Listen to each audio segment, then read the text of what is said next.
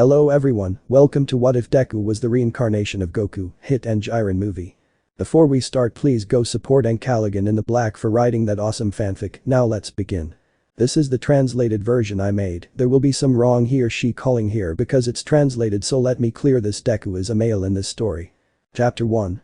In a world where people have powers, or at least 80%, you can see in one part a green-haired child on the street who is walking, being approximately 5 years old, wearing very dirty clothes while he had something that looked like a backpack, although it was more like some blankets in which a baby was held. The baby would start to cry. Izuku. Invent calmly, here. He said this while giving her a teddy bear, and the baby fell. Izuku. We are really in trouble. Why are they there?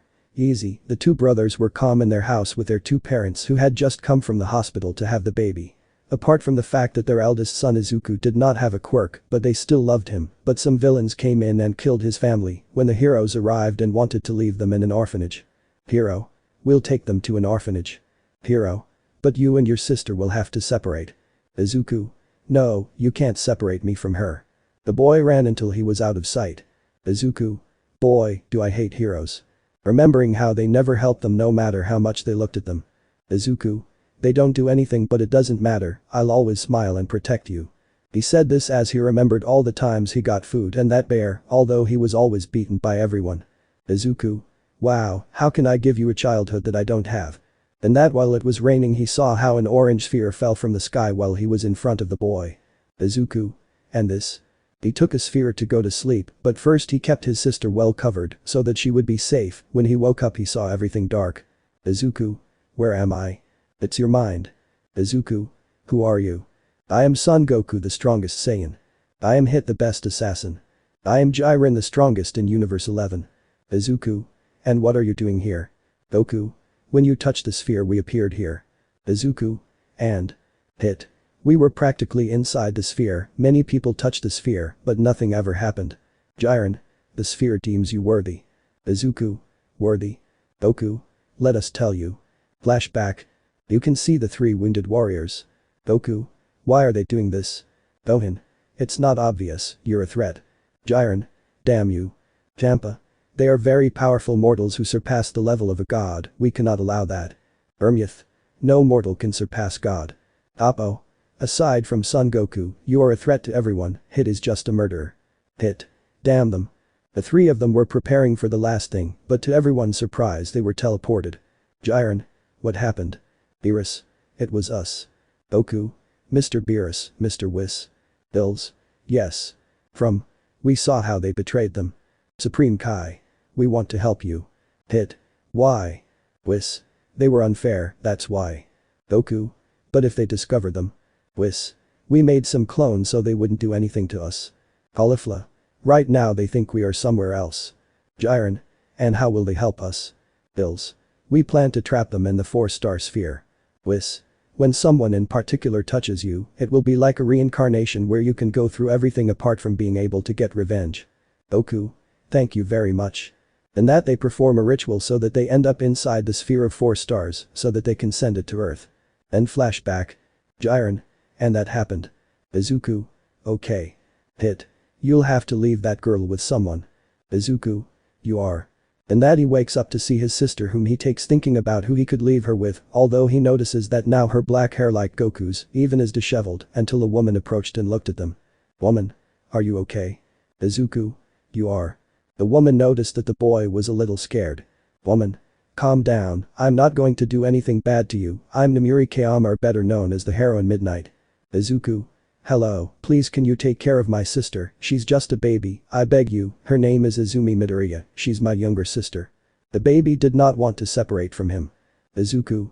Izumi, we'll just be parting ways for a while. Namuri. I'll take good care of her. The woman took it, but when she turned around to see Izuku he was no longer there and the boy can be seen hiding in a part. Izuku. I'm sorry Izumi, we have to part ways for now, but I promise we'll see each other again. The boy would begin to fly away from the place. I can fly because I want to. The boy flew until he saw something in the distance that was like a kind of temple which he entered. Izuku. This is Kami-sama. Chapter 2. After Izuku left his younger sister with a woman he would trust apart from meeting Jiren, Hit and Goku, so that he could go train to end up in a temple which was the temple of Kami-sama, which he looked everywhere until a being appeared. Pioneers. How did you get here? Izuku. Eras kami-sama dend. The being saw the 4-star sphere in Izuku's hand, apart from his resemblance to that Saiyan. Dend. So at last someone worthy of his powers has appeared. Izuku. So you are Dend. From. Yes, do you need anything? Izuku. Yes, I would like to train in the time room. From. Gladly, but I'm letting you know that I made some changes. Izuku. Which ones? Dend. Now when you enter, as you know, your powers will increase incredibly, but now unlike before, your body will not increase in age, you will not get older, in fact you will continue to be the same, the only difference will be that your powers will change. Izuku. That's great. Dend. But before that, how about I give you something to eat? Izuku. Okay. The boy ate while telling him about his life, everything that happened to him and how he took care of his sister. From. I'm so sorry for your losses. Izuku. It's okay. Dend. As it is, the housing is listed. Then he went to where the time room was so he could enter. From. I hope this does you good. Izuku. And it will be like that, I will be the strongest. That's when the boy came in. What I'm going to tell you now is what he did for a whole year outside the time room. 1 year. The first year was when the 3 warriors began to train what would be the physique so that it could withstand some of its powers, having to lift large amounts of weight which it lifted in very cold places, other places where there was a large amount of heat, through water, and even going up and down a mountain. Apart from that, it ran in the time room where it could change gravity to a heavier one and even did sit-ups or push-ups during its training. 2 years. The second year was when he had to start learning about Kai, learning to fly, make Kai spheres and more things, so they took advantage of this to teach him some techniques that the 3 warriors had, although the most important thing was that he had to learn about how to use his Azera form, which he managed to learn without losing control. 3 years. The third year was where the warriors began to teach him their most powerful techniques, so he had to enter the time room to be able to train with great tranquility, since in the place he learned to use Hit's time jump, Jiren's meditation coming to use this in a great way, while Goku came to learn about his techniques, such as Kamehameha, Kaioken, teleportation, Jinkidama and more. 4 years. The fourth year was when he had to learn about Goku's transformations. He had to start using the Super Saiyan transformation, remembering how his family was killed, how the heroes did nothing, how people treated them badly, until he managed to transform to start learning the other transformations. 5 years. The fifth year was more difficult than the others, since he had to fight against his 3 masters. When he fought with Hit, he always left him on the ground with his whole body full of wounds. With Jiren, his body was not full of wounds, but he always used his eyes to defeat Izuku. With Goku it was a different case, because he always lowers himself to the boy's level to better maintain the fight. 6 years. The 6th year was when his teachers said goodbye. Izuku. They're leaving. Goku. You are. Hit. But before we go we will leave you something. Izuku. What? Jiren. All our memories, that's it. Goku. With that you will be able to learn a lot, since with it you will be able to know more about us and everything that is outside of the earth. Izuku. Okay. And that the 3 of them became like smoke which entered Izuku's body, which had all his memories. During those years of training and the rest, he escaped a little to be able to see his sister. He could see her first steps, her first words. How she went to school and everything. Apart from that, she awakened her quirk, although he always took care of her, since when some people were going to hurt her in a quick movement left them unconscious. Chapter 3. After Izuku's training, apart from the fact that he was able to say goodbye to his teachers and take care of his younger sister without her knowing, years passed until one day Izuku was walking calmly on the street going to his house, since he got into fights for money, getting enough to buy one until he saw a crowd, so he approached. Izuku. What happens now? He sees an ash-haired man trapped while the heroes did nothing since they used excuses that their quirks are useless. Izuku. And they are called heroes. Everyone saw how a dark-skinned man emerged from the darkness, wearing a mask that covered half of his face down, like Kakashi. Hero. Boy, what are you doing? Izuku just walked. Villain. A suicidal young man. Izuku. Liberate the guy or Terminator is bad. Villain. Hahaha, shut up and die. The villain was going to attack him, but in a second he flew into 1,000 pieces, while Izuku only continued with his hands in his pockets. Izuku. Moron. Hero. Hey kid, what do you think? Izuku. What do you want? Hero. That's a hero's job. Izuku. I mean, not you. Hero. What do you mean? Izuku. Look, no offense, but you are not true heroes. A hero does not care if his quirk is useless or not, whether he risks his life no matter what happens to him. Even a quirkless who risks his life for others deserves to be a hero. At that the heroes lowered their heads while Izuku walked away from the place with his hands in his pockets until he reached a part where a bony blonde stopped him. Izuku. Is something wrong? Man. Yes, I am All Might. He said this as he changed back to his muscular form. Izuku. And. All Might. Boy, you have demonstrated the act of a true hero, I want you to be one, I want to give you my power. I would tell him his story. Izuku. First, I don't want your power, second, I know who you can give it to, and third, do you want me to heal you? All Might. Can you heal me? Izuku. You are. He said this while touching his injured part of him, and a fire was felt which ended up healing him. All Might. Incredible. Izuku. I know. All Might. And who is the person you talk so much about? Izuku. Come. The two of them started walking. Izuku. While I was healing you, I saw your memory and noticed that you are going to be a professor for the UA. All Might. Yes. Izuku. Can you let me take the test to enter the academy? All Might. Yes. Izuku. One more thing, to the person you're going to give your quirk to, don't tell them anything about me. All Might. Okay. When they arrived, Izuku looked out the window as his sister became very happy, and after that the days began to pass until they arrived at where the UA test was, where he entered, and Present Might would be giving the explanation until he was interrupted. Lita. I'm sorry, but they made a mistake, saying the same thing as in the original story, and if you, black-haired boy, continue like this, then I advise you to leave. He said this to a half-asleep Izuku. Izuku.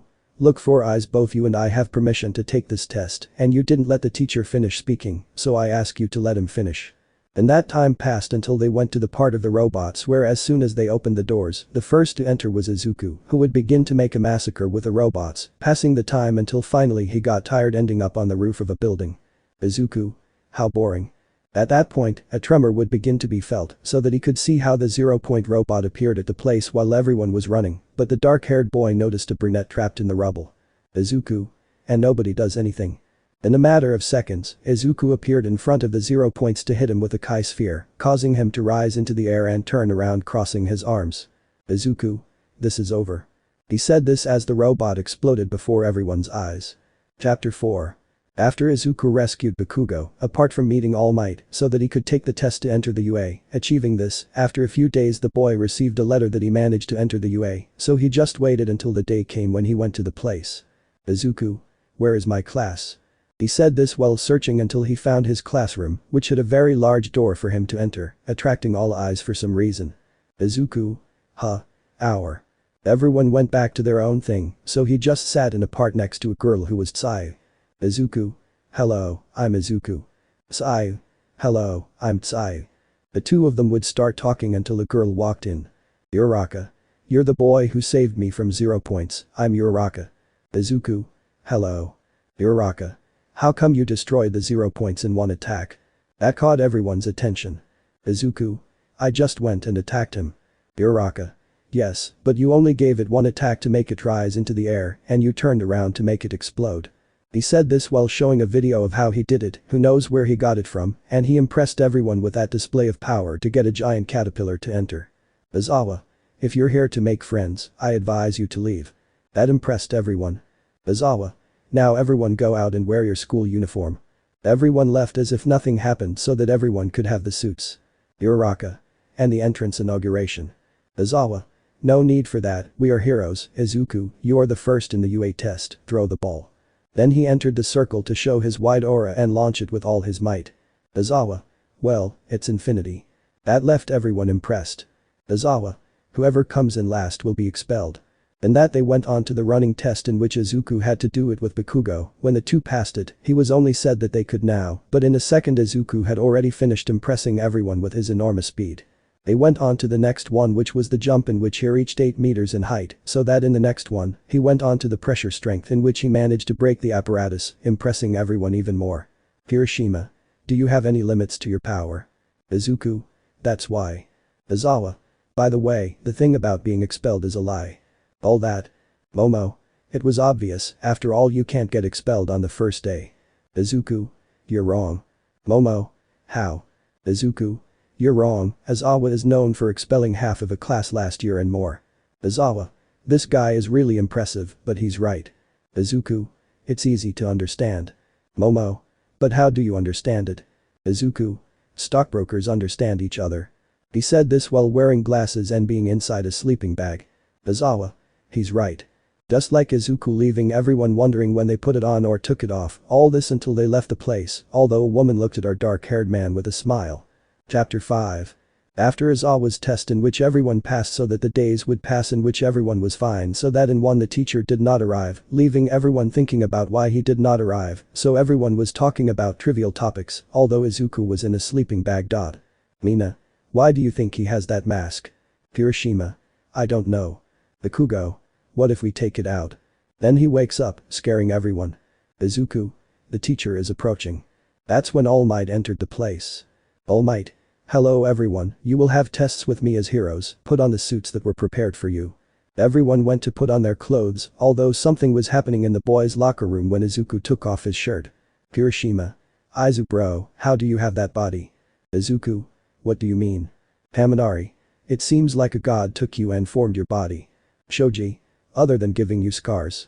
Mineta. You seem like a machine to attract women and be in bed for 15 days straight. Lita. We thought you were a slacker. Izuku. I trained from an early age. Ajiro. And with your training you have those scars. Izuku. No, the scars are from before. All the girls were listening to this from a hole in the wall. Jiru. Whatever you think Izuku's body is like. Momo. Don't say that. Toru. It's probably not that bad. Mina. But we all know that the boys have good physique, and for them to say those things about just one. Everyone was thinking about what he said, they all came out and saw Izuku's outfit on him. The test would be explained as the original story minus Izuku, who had to team up with Momo to fight against Bakugo and Todoroki. Momo. How will we fight? Todoroki and Bakugo are very strong.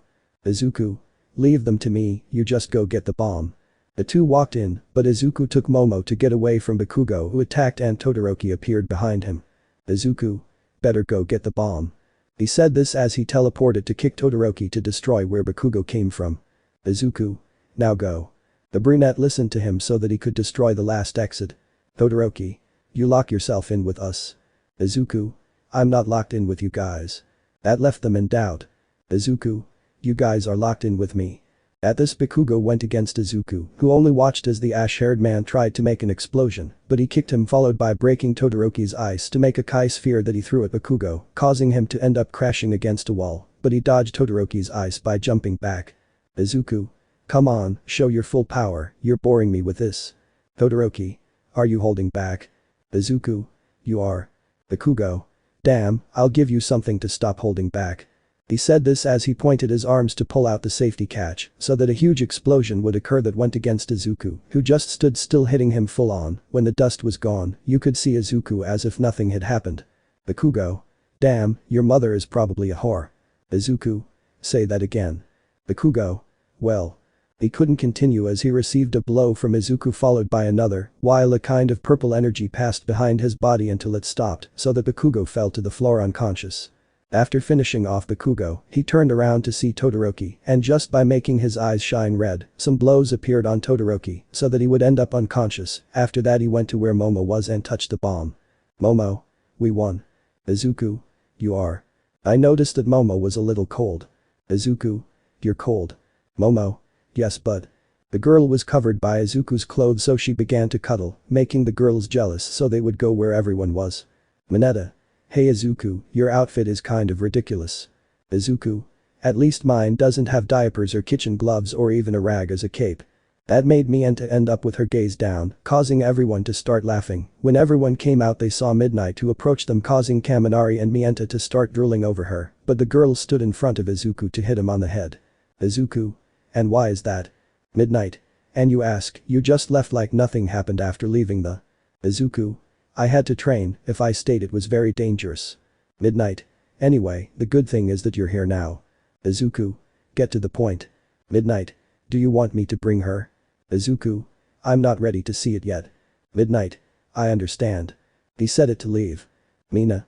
Hey Izuku, what was that? Izuku. It's something from years ago. The boy left with a downcast look that everyone noticed. Chapter 6. After they had done All Might's test, everyone went to class apart from talking about what happened with Izuku, apart from the fact that they didn't understand what happened to him years ago, so they took their questions until one day when everyone was in class. Izawa. Everyone listen carefully, you have to elect a president. Everything would start to be chaos, but because of this they woke up Izuku. Izuku. Enough, they don't let me sleep. If the problem is to elect a president, they only have to make votes. The person with the most votes will be the president and the second the vice president. He went back to sleep, leaving everyone until thinking a while they passed and they chose one. Type. Izuku. He moved him so that he would finally wake up. Izuku. What's wrong? Momo. You were elected president. Izuku. Why? Jiru. Maybe you are the one who sleeps the most, but when you wake up you always make good decisions. Mina. Perfect for a president. Haminari. Even if we take out the sleeping part. But that everyone went to the dining room where everyone ate peacefully, although the whole class was staring at Izuku to eat, but when he was about to do so the alarm sounded so everyone started running. Izuku. Too bad, I was going to eat. Everyone was running, but this was starting to bother Izuku, so he flew to the front of everyone. Izuku. Calm down everyone, they're just reporters. Everyone calmed down so they could return to their classes. Izuku. My first order as president will be whoever bothers me while I sleep flies out the window. The second is that I switch positions with Momo. That would make everyone sweat a drop, but while they passed as they let everyone go eat outside as a kind of pick-me for not eating because of the alarms, when they arrived they noticed the other classes, but Izuku noticed how everyone was looking at him, as if they expected him to eat, so he thought something funny. Izuku. An army of reporters. Everyone looked but seeing nothing they looked back at Izuku who had already finished eating. Izuku. How delicious. All. How did he eat so fast? Izawa. I heard that your body can attract women, but so can your face. Izuku. Lucky. At that point 3 girls jumped on him. Mei. Hi, I'm Mei from class B, these are Kendo and Ryuko. Kendo. Your face is beautiful. Ryuko. You don't have to wear that mask. All. What is your face like? The day passed until they had to go to the USJ, in which everyone took the bus starting to go while talking about their quirks. Mina. Bakugo and Todoroki's quirks are very striking. Sayu. Yes, although Bakugo is very arrogant and gets angry easily. Kirishima. Out of pity, mine is only hardening, it is not very noticeable. Jiru. Although if we really talk about a striking one we have to put Izuku. Haminari. Why? Jiru. He was able to fight Bakugo and Todoroki at the same time and defeated them very easily. Everyone looked at Izuku who fell asleep while turning his back, but they noticed that Momo was next to him and no one else because they were in the last seats, although what they saw was how Momo took off his mask a little while he blushed and put it on back on. Haminari. What's his face like? Momo blushed even more when she remembered. Bakugo. Let's take advantage of it. He said this as he approached Izuku, but the sleeping Izuku hit him. Izuku. Don't touch my food zzz. That brought out a lot of fear in everyone because they were thinking about food. Chapter 7. After they elected their president, apart from the fact that few people could see his face, only for them to arrive at the USJ where everyone got off, apart from Izuku waking up so that he could get off as they entered the place just to see the 13th hero, so that in one part everything would begin to generate a portal through which villains appeared. Izawa. Izuku, do you think you can handle it? I was told you're very strong. Izuku. Okay. The boy appeared downstairs with his hands in his pockets for everyone to see. Villain. They sent a kid after us. The villains went against him but in a second they fell to the ground. Tamura. Interesting. Izuku made a Kai sphere which he raised to throw into the air, staying there for a few moments until he lowered his hands so that the sphere would become more spheres which went against the villains, hitting everyone except Tamura, Kurogiri and the Nomu. Kurogiri. Incredible, in a single movement he knew where all the villains were and attacked them at the same time. Tamura. Damn it, Nomu finish him off. The Nomu went against him. The Nomu is stronger than the original story. When the Nomu was close to him to hit him, he ended up moving away, while Izuku continued as if nothing happened. Izuku. This fight will be easy. The Nomu would scream to attack again, but the boy only used his time jump, but noticed that the Nomu would regenerate from its internal injuries. Izuku. Interesting, you being a regenerating being will make this fight better. He said this as he gave the Nomu a full blow which flew off to another place, but got up to go against Izuku, only for them to clash fists, but the Nomu flew off again, but he didn't get tired, since every time he went against Izuku, he only gave him one hit, and that was it. Jiru. Doesn't that thing understand that it can't win? Izawa. No, just leave it. They noticed how they were going to do another fist bump, but when doing so the Nomu withstood the impact, so that Izuku could see a red aura, while they gave another fist bump that ended in the same thing as before. Izuku. For some reason he's getting stronger, he's not hiding all his strength from him. The Nomu got up to fight Izuku again, maintaining a fight against him who only watched as the Nomu grew stronger and stronger, but Izuku threw a Kai sphere at him, pushing him away, but he came out of the dust to hit Izuku in the face, pushing him away so that they could start again with the fist clashes in which they were even. Izuku. This guy is impressive, but if he continues like this he will be a danger. He said this while giving him a punch, revealing his activated Super Saiyan, leaving everyone surprised. Mineta. Her hair color changed. Haminari. Not only that, he looks stronger than before. Izuku just went against the Nomu and started hitting him at a high speed. That didn't let the Nomu react until he grabbed Izuku's foot and started slamming him against the ground until he threw him away. Tamura. Don't think you can beat my Nomu, with each hit he receives he becomes stronger, he is made to kill All Might. Izuku. Thanks for the information.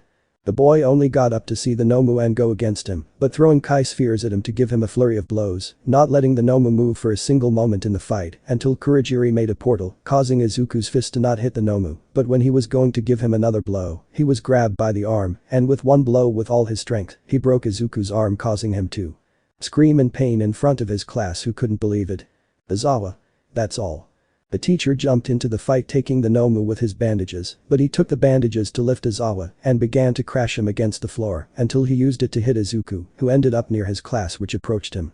The Nomu got tired of playing with Izawa, so he threw him away to get closer to Izuku, but when his class tried to defend him, he only gave them a punch to get closer to Izuku, who was protectively hugged by Momo, who had a metal rod. The Nomu was going to hit him, but Izuku. That punch made me remember. But the flash of light the Nomu was sent flying while Izuku stood up, revealing his hair more spiky than before. Izuku. I already remembered. He said this while looking at Tamura and Kurogiri with hatred, scaring them, but when the Nomu tried to do something, Izuku sent him flying with a single movement. Izuku. They will pay me, but first I will finish off their partner, Kamehameha. He did it with just one arm, hitting the Nomu squarely, which ended up in a crater while smoke came out of it so that he fell unconscious while the villains left and the heroes appeared. Chapter 8. After the attack on the USJ where Izuku showed his great power before everyone's eyes, leaving them in doubt if his power had any purpose, Izuku found himself in the infirmary but woke up noticing that his entire arm was bandaged so that he could get up and just change. Izuku. I just have to go to class and that's it. He put on his mask and luckily no one saw his face so he could come out seeing that Momo was going to enter. Izuku. Hello. Momo. Hello. Izuku. Is something wrong? Momo. No, I just came to see you and one more thing. Izuku. What? He was interrupted because Momo kissed him on the mouth even though he had the mask on. Momo. I know you attract other girls, but I don't care if I have to share you to have tea. The girl turned red, leaving Izuku in shock so that he could go to his class all bandaged up. Hiroshima. The vice president is a real man. Izuku. Okay. In that case, the same thing would happen as in the original story of the sports festival, but everyone would go out to eat, but they saw the other classes. Sato. What are they doing? Bakugo. They look at the competition. Izuku. Everybody get out of my way or I'll destroy you all. Izuku. The boy turns to see who said that, but when he saw the person his eyes opened wide with a look of shock that his entire class noticed, a green-haired girl who had a small light blue blanket that looked old, but she approached Izuku. Girl. Izuku, is it really you? Izuku would only nod his head in front of everyone's gaze, but they were impressed when the girl hugged him so that he could slowly hug her. Mina. Who is it? Mineta. Who cares, she's very hexy. Izuku looks at him making him feel true terror. Izuku. It's my younger sister, Izumi Midoriya. That surprised everyone. Izuku. Let's eat and I'll explain better. The whole class followed him and for some reason B2 to some steps where they were eating, even though Izuku wasn't eating anything. Jiru. Can you tell us what's going on? Zero. We don't understand anything. Izumi. I don't know much, I recently found out that he was my brother. That shocked everyone. Izuku. Well, I'll tell you everything. When I was 5 years old they saw what my quirk was, they told me I didn't have one, but the same day it was one of happiness since Izumi was born and came to my house. He was an older brother at last, but that happiness didn't last long. He said this while touching Izumi's head. Izuku. A few days later some villains attacked my house, they killed our parents and burned the house, but before everything I took a picture of our parents apart from taking Izumi with a blanket that mom sewed for her. The heroes did nothing, they wanted to separate us, and I did not let them. Since then we lived on the street. I always had Izumi on my back tied with mom's blanket. I got all the food I could for her apart from a teddy bear. Every time I got something good I ended up being beaten by people, even by heroes that explain my scars. One day I awakened my quirk and it was very dangerous, so I had to leave Izumi with someone. Izumi. Midnight. Izuku. Yes, that same day, luckily for me, Midnight came by and worried about us, so I begged her to take care of you, and she accepted. Since then my training began. Todoroki. That's why Midnight hit you last time. Izuku. You are. Izumi. But you were never there for me. Izuku. You're wrong, I was always there, but in secret, I sneaked away from my training to see you. I saw your first steps, your first words, when you awakened your quirks. Izumi. Every person who ended up lying on the floor. Izuku. I wasn't going to let you get hurt, I wasn't going to let you go through what I went through. Every time you were hungry I would throw you something to eat. Izumi. And when you finished your training, why didn't you come looking for me? Izuku. I just wasn't ready, I was afraid of your rejection for leaving you when I said I wouldn't leave you alone, although one promise I did keep was to protect you and have a smile for you. At that everyone was crying because Izuku, who went through something bad, always took care of her apart from keeping his promises of her like a true older brother. Hiroshima. That's a real man. Kaminari. I can't believe you went through something like that. Izuku. When that thing called Nomu broke my arm and hit me with Izawa, I remembered that those two guys from the League of Villains, they were the murderers of our parents, but I swear that I will find them and make them pay. Mina. What's your quirk? Izuku. It's a bit difficult to say. One is called Saiyan, which is when my hair turns blonde and is the cause of my tail and jet black hair. Another is from a very strong being, and another is time jump. I can only use the time jump for a second, but if I'm fast enough I can finish off any of my rivals. Ajiro. And why are you so sure? Izuku. Because the time skip was used by an assassin who was considered the best assassin. Well, let's go since I have to meet my little sister. Izumi. I'm not that small. Izuku. Whatever you say, shorty. That made everyone laugh. Chapter 9. After everyone left UA to be able to train in the time given to them, apart from Izumi meeting her older brother face to face, Izuku can now be seen on the Pow's mountain training, although more than that he was meditating, letting a red glow comes out of his body. Izumi. Herman, why do you meditate? Izuku. When we were attacked at the USJ I was able to obtain a new transformation. Izumi. And what does he have now? Izuku. I have to learn how to use Super Saiyan 2. Izumi. Why? Izuku. If I learn to use Super Saiyan 2, it's most likely that I can move on to use Super Saiyan 3. Izumi. Is there a third one? Izuku. You are. Izumi. And a fourth. Izuku. That doesn't exist, but I have a theory that maybe the fourth transformation exists. At that point, a car was heard approaching, although it was more of a limousine when Izuku looked. Izuku. Now what? The limousine stopped in front of them to let some people out. Izuku. What do you need? Momo. I just wanted to ask you if you could train me. Hiroshima. I don't know how to increase my strength and I thought maybe you have a way to help me. Izuku. How did you find me? Momo. I put a tracker on you. He said it with noticeable embarrassment. Izuku. Anyway, we better get training. Kaminari. What? Izuku. Tap my shoulder. Izumi. I want to go too. Izuku. Okay, that way you can get stronger. They all touched Izuku so that he would teleport. When he did it they appeared in another place. Mina. Where are we? Shoji approached the edge seeing that they were above the clouds.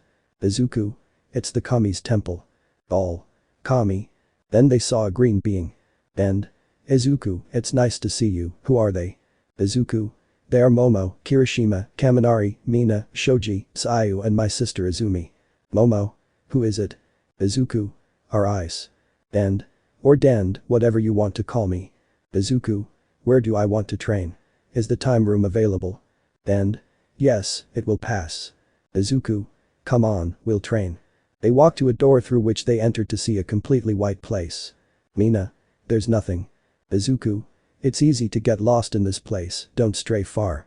Hiroshima. What is this place? Izuku. It's the room of time, 1 day outside of here is 1 year inside this place. Kaminari. In a way, we're going to train for a year. Izuku. You are. Shoji. It's a good place although I don't know how we're going to train. Izuku. First. When everyone stepped on the floor that was nothingness itself for everyone to fall to the floor. Izuku. Get used to gravity. Sayu. I feel very heavy. Izuku. The gravity is greater than that of the earth. Shoji. A good place to train. Izumi. But why doesn't gravity affect you, brother? Izuku. Because I came before, when I developed my power I needed more than once from the room of time to increase the progress. Momo. What are we going to do? Izuku. They're very weak, do 20 laps around the place. Kaminari. But I don't see an end. Izuku. Obviously I mean surrounding the Hergless place to the other idiot Hergless. Mina. But we can't even walk. Izuku. If you don't start now, I'll double the time. They all started running with great difficulty, making Izuku smile as he looked at this. A while passed and when they finished running they saw Izuku meditating. Izuku. They're done. Kirishima. What's next? Izuku. I want Kaminari to throw all his electricity into nothing and continue until I tell him to stop. Kirishima will receive blows from Shoji while he tries to take out as many body parts as he can. Mina the same as Kaminari. Izumi will punch the ground, Sai will try to lift heavy things, and Momo will try to create anything that is difficult and do it quickly. Don't try to take your time. Each one would go to train with what Izuku told them while he watched them not to leave the place. He noticed how little by little the boys began to get used to the gravity of the time room until it reached a point where no one could do much. Izuku. Rest. Hearing that, everyone fell to the floor. Izuku put them in the room, some on the couch in the case of the boys and the girls in the bed. Izuku took the opportunity to increase the gravity and start using Super Saiyan 2. He trained for a while until he ended up on the floor, tired, so that the gravity would go down. Momo. Apparently even the greatest warrior has limits. Izuku. I'm not that great, my teachers were better than me. Momo. Your teachers? Izuku.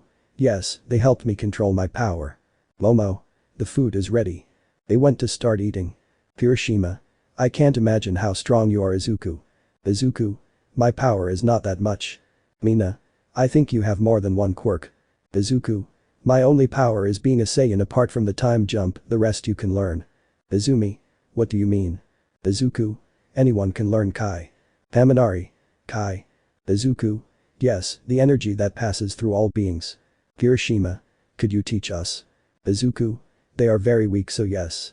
When they finished eating they left the temple room so they could go outside. Sai.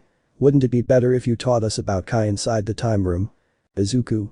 Inside or outside it's the same, the point is that you have to relax. Shoji. Relax. Izuku. Yes, in order to awaken the Kai you have to be calm, everyone feels Zen and just relax Zen. Everyone did what he said. Izuku. Just close your eyes and if you feel any kind of energy from you that is not your quirk, I want you to try to transfer it to your hands. Everyone did as the boy asked, they began to relax, spending some time with Shoji being the first, the second was Tsuyu as they were the calmest, followed by Izumi, Momo, Kirishima, Kaminari and finally Mina. Izuku. Everyone open your eyes. They opened their eyes to see the spheres making them happy. Izuku. Now try to get him back into his body. They did as requested. Mina. What's next? Izuku. Now I will train them with the rest of things. In this way the days began to pass so that everyone could make progress. Chapter 10. After Izuku had trained his classmates and younger sister so that at this moment everyone was in the locker room calm and ready to start the sports festival, although there was one more than another excited about this, until Todoroki approached Izuku who was looking at him. Izuku. Hello Todoroki. Todoroki. Izuku, I want to show my father that I am strong. Izuku. You are. Todoroki. Since you are the strongest of all of us, I swear that I will defeat you. Izuku just showed a smile to everyone. Izuku. I accept your challenge. The two of them looked at each other until they had to go outside to see all the people. Izuku. It looks like a martial arts tournament that Master Goku told me about. Like the original story, Bakugo said the same thing, making him angry at everyone. Midnight. The first part of the festival will be an obstacle course. Just as everything happened, Todoroki ended up freezing the start of the race so that the same people from the original story would come out apart from those who trained with Izuku. He might. Looks like Todoroki is in the lead. Izawa. Take a better look at present might. The blonde listened so he could see how Izuku was close to Todoroki who only looked at him with a little astonishment. Todoroki. When? Izuku. Come on, I can do better things than this.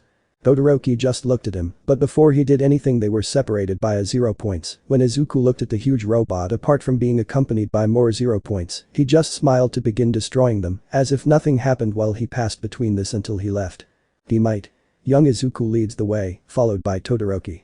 The Vi-color was making an ice path, but when they reached a part where it was a precipice, the Vi-color could only begin to make an ice bridge, while Izuku began to fly before the mishaps of everyone who could not reach their companions. But when someone approached like Momo, the ebony began to fly, surprising everyone that the girl had been able to do that. Izuku and Todoroki, when they touched the ground, began to run, but at one point Lita passed between the two. Lita. They can't handle the fastest in the class. He fell when he was blown away by an explosive. Izuku.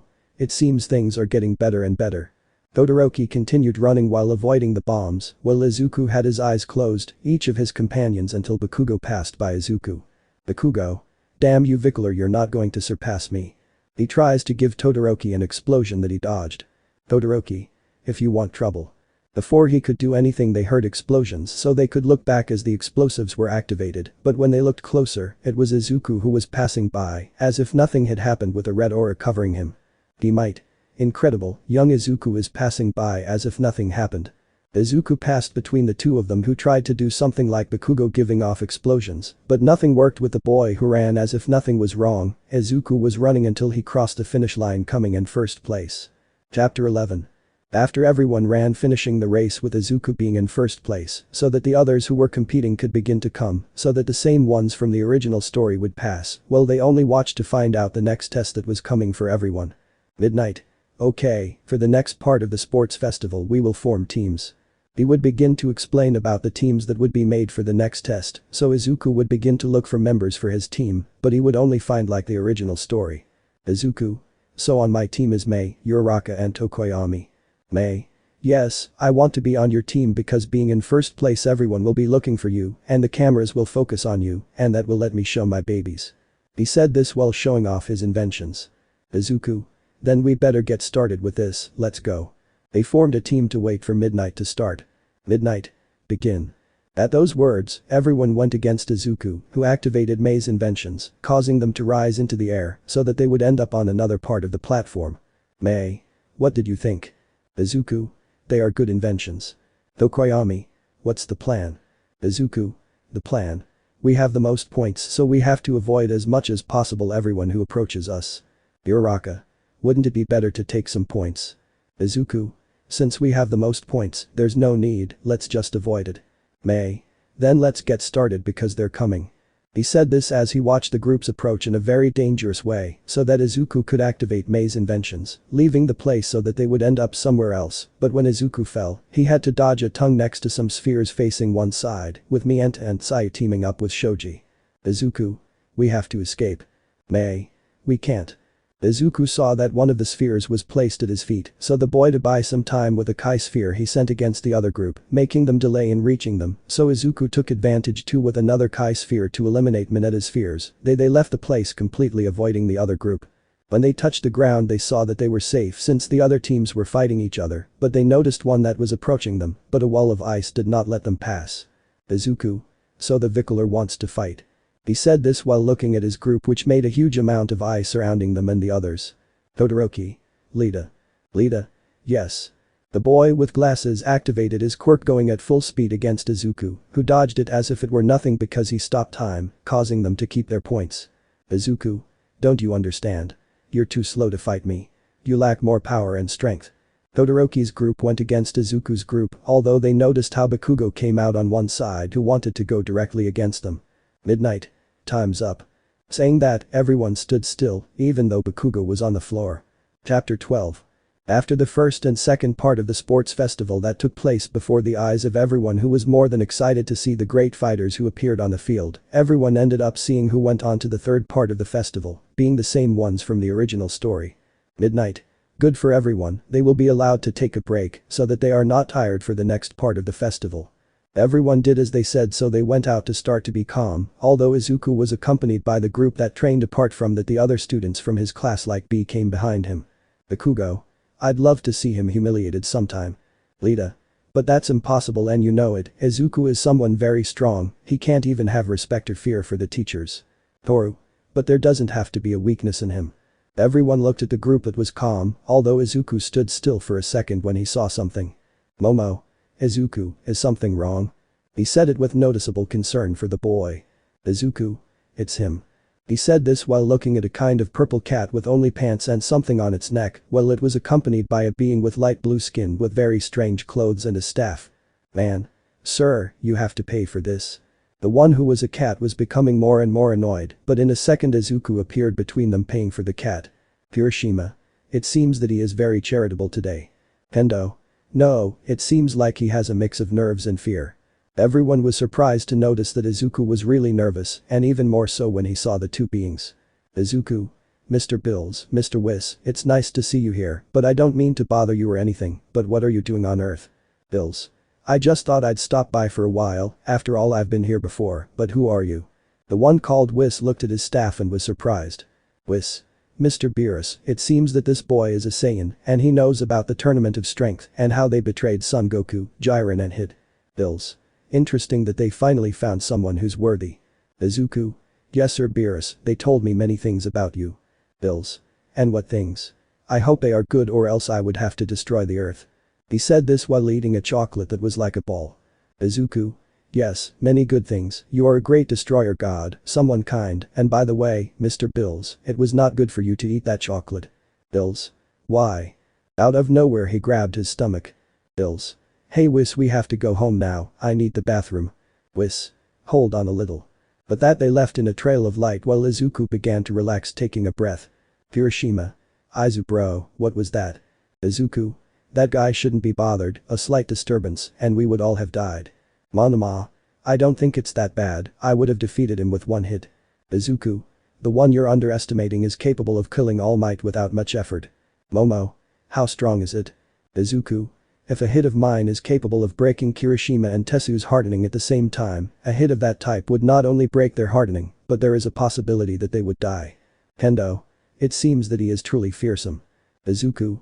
I had 3 teachers, one of the 3 was the best assassin in history, another was the strongest warrior so much that he didn't even need to try hard to defeat All Might, and the last one is a warrior capable of defeating all the heroes of Japan by himself in one day, but not even the 3 of them fighting together are able to defeat Bills. Momo. Wait, you already told me that name before. Izuku. Yes, when I talk about the destroyer gods. At that the black-haired girl was surprised because before them she was a destructive god. Izuku.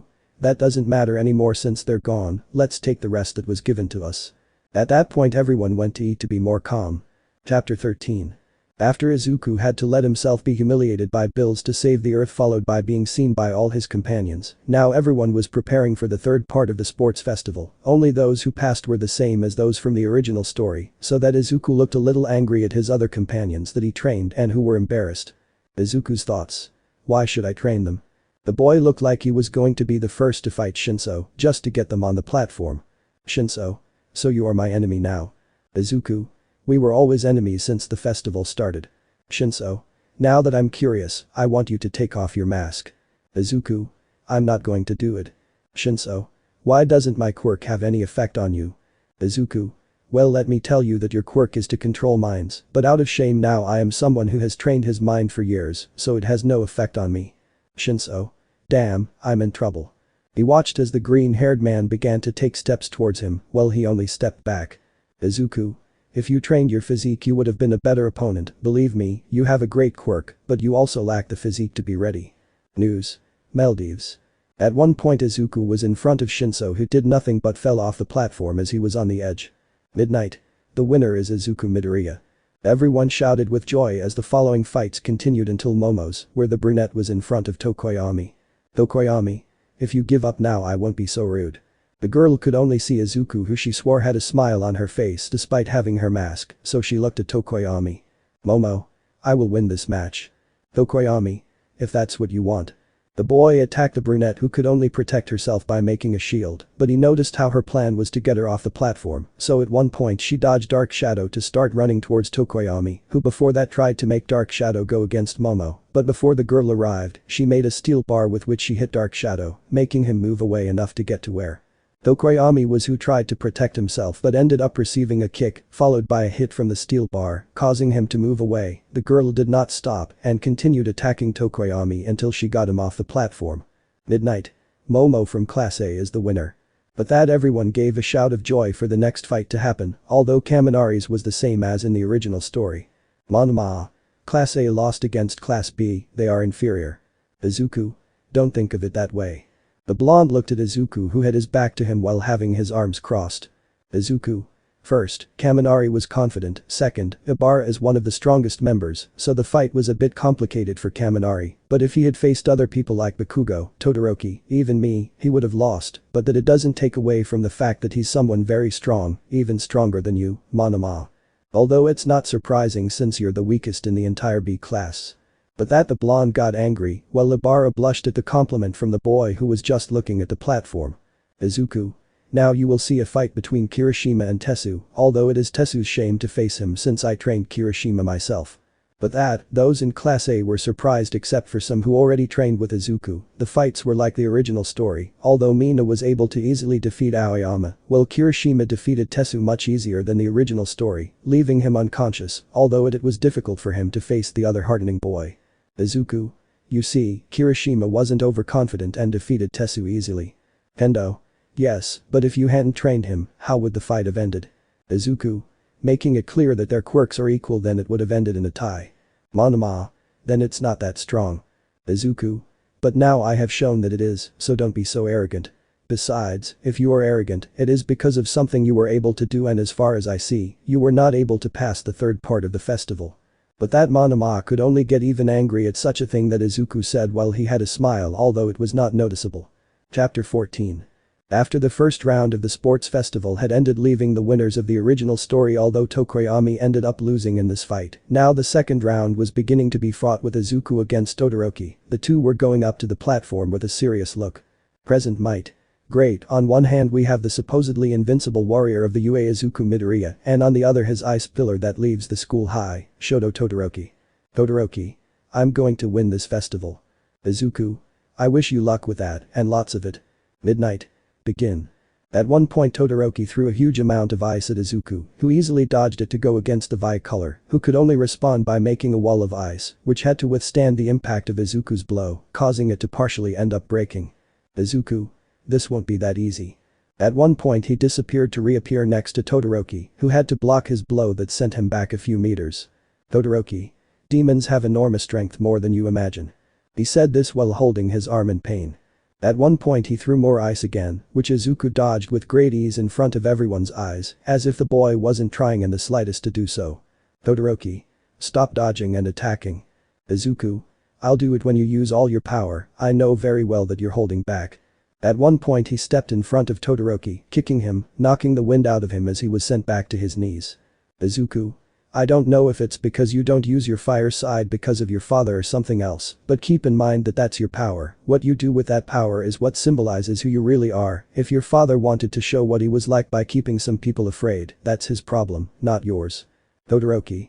You're right, I shouldn't care what my father did, but what I'm going to do. He said this while throwing a certain amount of fire at Izuku, who dodged it as if it were nothing in front of everyone's gaze. Izuku. Until you decide you're going to use all your power. Todoroki threw his ice and at the same time his fire in order to defeat Izuku, who dodged him until he launched an attack, giving a blow to Todoroki's stomach, followed by a kick that lifted him into the air. Before he gave him another attack, the Vi color managed to bring out more fire, preventing him from getting even the slightest bit closer, but at one point he saw an opening, so he threw a sphere of Kai hitting Todoroki squarely, who was left on the floor in a little pain. Izuku. Come on, give it your all. Todoroki. The next attack will be the last. He said this while showing his two sides, and Izuku put on a smile while showing a pose. Izuku. Kamehameha. The boy launched a Kai attack while Todoroki did the same, colliding both attacks making a huge explosion, but when the smoke left Todoroki was lying on the floor unconscious. Midnight. The winner is Izuku. Everyone gave a shout of joy as the green-haired man left. The fights went by like the original story until Mina and Momo switched came to the front of everyone. Midnight. Begin. Mina. Don't think I'll have mercy because you're my friend. Momo. Me neither, I'm going to make Izuku-sensei proud. One launched herself against the other with a smile on her face, so Mina could throw some of her acid, while Momo only made a shield, avoiding the attack that was coming to throw the shield aside, and make a metal bar with which she began to defend herself by Mina, hitting in the face, followed by kicking her away, so that the pink-haired girl could make a Kai sphere, by throwing it at Momo, who dodged it. Surprising everyone even more. Jiru. That ability is Izuku's. Kendo. How does Mina have it? Izuku. Not only Mina has that ability to use Kai, but Momo, Kirishima and a few others can do it too. Tesu? How is that possible? Izuku? Easy, they were trained by me. But that everyone was surprised as they watched a fight that was taking place, as Mina tried to give a Kai sphere to Momo, which she responded with another Kai sphere, making a cloud of smoke, until the smoke began to disperse, and Momo launched herself against Mina, giving her a blow to the face followed by another. When the pink-haired girl tried to do something by throwing a Kai sphere nearby, but Momo managed to cover herself. Momo. I have to end this already. She said this as she began to approach Mina, who tried to do something about it, but Momo managed to dodge her until she got in front of her to hit her in her face, sending her flying followed by throwing another sphere of Kai hitting the girl squarely causing her to fall to the ground. Mina. That hurt. Momo. Yes, but out of sadness she can't continue. This Mina confused. Midnight. Momo Yaoi Rozu is the winner. I look at the floor noticing that I was outside the platform. Mina. Then I lost. Momo. Yes, although I think sensei is proud of the power you had until now. They looked at Izuku who had a smile on his face. Chapter 15. After the second round fights took place, everyone was excited about how things were going, since some stronger ones were going to fight, although they still couldn't beat Izuku and Todoroki's fight, although now to finish the second round, the fight between Kirishima and Bakugo was missing, although it was like the original story. Midnight. To start the semi-final fight we have Izuku against Lita. Mineta. Good luck Lita, you're going to need it. Lita. Thank you. The blue-haired man walked trembling a little knowing who his opponent is. Izuku. Calm down Lita, I won't be so rude. Lita. Thanks, I think. Midnight. Begin. The blue-haired boy began to run around Izuku, thinking that with it he would be able to do something. Izuku. Gosh Lita, and I thought you were going to make a good decision. He said this as he extended his arm to her side, colliding with Lita and causing her to fall to the floor. Izuku. Come on, concentrate, I don't want this to end so quickly. Lita. I'm not done. He said this to continue running, while Izuku showed a bored face to stare at him. Izuku. You are so boring. At one point he stopped time to give Lita a few blows to return everything to normal, only for the blue-haired man to fall to the ground, holding some parts of her body with difficulty. Izuku. If you're boring then I'm not interested in fighting. Lita. You'll see. He got up with difficulty, but Izuku just sighed to turn around and start walking to leave the platform. No one understood why he was going to do that, but at one point they saw how Lita fell to the floor totally unconscious, so that Izuku would be declared the winner. Haminari. I think you went a little too far. Izuku. I only hit him in vital points so he ended up sleeping for a while. Jiru. Hey, aren't you worried? Izuku. What do you mean? Jiru. You train her and all that, but now she's going to face Bakugo, as far as I know he's the third strongest in the entire class. Izuku. If she wants to fight him she will fight, but if she doesn't want to then she won't do it, it's her decision apart from any teacher who will be worried about her student. Everyone watched as Momo and Bakugo walked onto the platform, with Bakugo smiling and Momo looking serious. Bakugo. If I defeat you then it will mean that I have a chance to defeat that damn Izuku. Momo. Are you kidding? But those words Bakugo looked at me with notable doubt. Momo. Maybe you can defeat me, but Izuku is impossible to defeat, I saw the enormous power he has, and I can say that it is impossible to defeat him. Bakugo. We'll see about that. Midnight. Begin. Bakugo launched himself at Momo to start giving her explosions, while the raven-haired girl created a shield, although this made her retreat before the powerful attacks of the ash-haired girl, until at one point, she managed to get out of those attacks to hit Bakugo, moving him away a little, so that with her shield, she would end up giving him another hit, moving the ash-haired girl away, but she showed an angry look so that she would start trying to hit him with explosions, but the girl masterfully dodges it to create a metal bar to hit Bakugo in the stomach, but she takes advantage of this to take the bar and remove it from Momo, throwing it aside. Bakugo. Let's see what you do with this. He said this as he began to make some explosions against Momo, who could only create her shield by making her move back, although at one point she tried to create a Kai sphere, but Bakugo didn't give her the chance until he left her at the edge of the platform to take it out with one blow. Midnight. The winner is Bakugo. Everyone was celebrating while Momo had her head down. Momo. I'm sorry Izuku. At one point she felt someone put a hand on her head so she could see that green-haired boy with a smile on her face looking at her. Izuku. It's okay, you did your best, and that's what matters. Momo. But aren't you disappointed or something? Izuku. No, I knew how the fight was going to end, but I just let everything happen as it should be because of that. Bakugo. Hey Izuku, it's time for our fight. Izuku. If you leave me I have to fight a little. He said this as he walked onto the platform to everyone's delight. Chapter 16. After the fights of Lita against Izuku and Momo against Bakugo, the results of which were obvious, they continued with the last fight of the sports festival, the finals that everyone was waiting for, Izuku against Bakugo, the two who proved to be very strong in that festival. So that now they were face to face without moving, well they had great seriousness on Izuku's side and sadistic on Bakugo's side. Bakugo. I'm sorry. Izuku. I'd like to see that. Bakugo, you can't even kill a fly and you want to kill me, don't try to play such a bad joke on me. Bakugo. You. Midnight. Begin. But that Bakugo launched himself against Izuku with clear intentions of finishing him off, starting with some explosions, but the dark-haired boy dodged it with great ease while being behind Bakugo. Izuku. What's wrong? I thought you were coming with everything. Bakugo. How? At one point Izuku kicked him, sending him crashing into some rocks on the platform floor. Bakugo.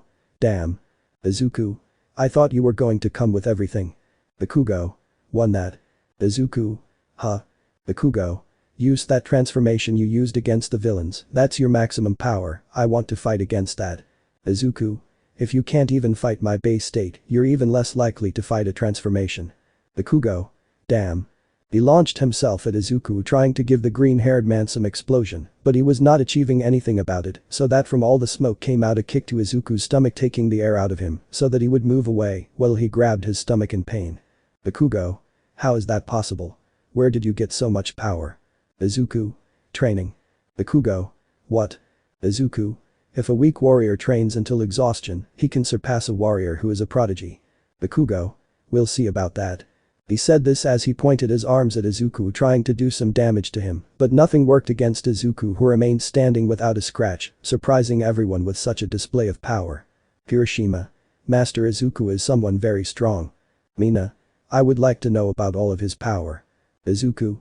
Hey Bakugo, a few moments ago you said that you wanted to fight against all my power, right? Bakugo. Yes. Izuku. Then I will show you my power. The boy stood still as he began to increase his power, his hair began to turn a golden color, while his eyes turned emerald before everyone's eyes, so that they began to hear his screams of effort, so that in a moment they saw surprised how he became a Super Saiyan, while the floor of the platform broke and a golden aura surrounded him. Bakugo. That's the power I want to fight with. Izuku. I'm afraid not. Bakugo. What? Izuku. This is not my maximum power, it is only my first Super Saiyan transformation. Everyone was attentive to what the boy would say. Shoji. How much power does he really have? Momo. That power is enormous. Izumi. That's my brother, show me who's boss. Izuku. In total I have 7 transformations which I don't plan on using. Bakugo. Why not? Izuku. Because I don't have them yet, I haven't fully developed them, and that's why I can't use more than Super Saiyan 1. Bakugo. Whatever, as long as that's part of his maximum power for the moment I'm completely satisfied. He said this as he launched himself at Izuku, who looked at this, and in a second he hit him in the stomach, knocking the wind out of Bakugo, but things didn't stop as he was sent flying against the wall, where he crashed completely out of the stands, surprising everyone with the amount of strength the boy had at that time. Izuku. I hope this has left you satisfied. Bakugo. Bakugo. Yes, that's what I wanted. He said this as he fell unconscious to the floor. Midnight. The winner is Izuku Midoriya. Everyone shouted with happiness while the boy just walked calmly, after a while he was announcing the winners being the third Momo. All Might. For his efforts in this festival to be able to continue. He said this while putting a medal on the brunette to continue with Bakugo. All Might. For trying to confront a power that you knew you had no chance of winning. He said this to put the medal on him and go for Izuku. All Might. For emerging as the strongest of all, demonstrating great power so that his teammates strive harder. He said this as he placed the medal on Izuku and started talking, passing it off as the original story only for everyone to start leaving. Mina. Why didn't you tell us anything about those transformations? Izuku. Because they didn't ask. Hiroshima. How much power do you have? Izuku. I don't know. That made everyone sweat. Lita. How do you not know? Izuku.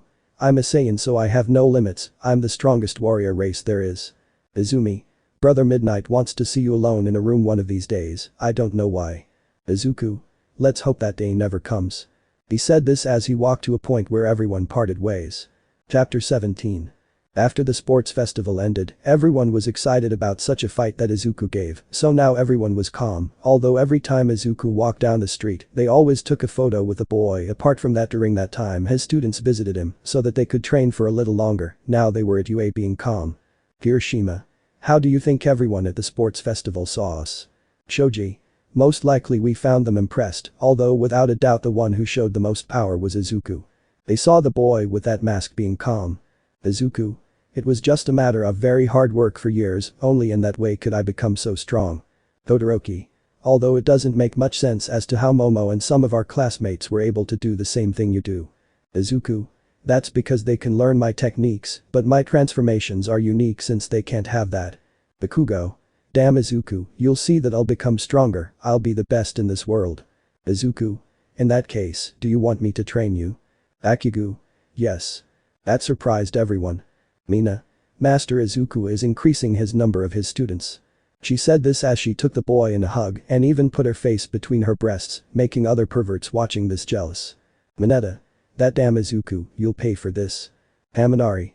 If only we knew what his secret was. Jiru. Not being perverted would be a good start.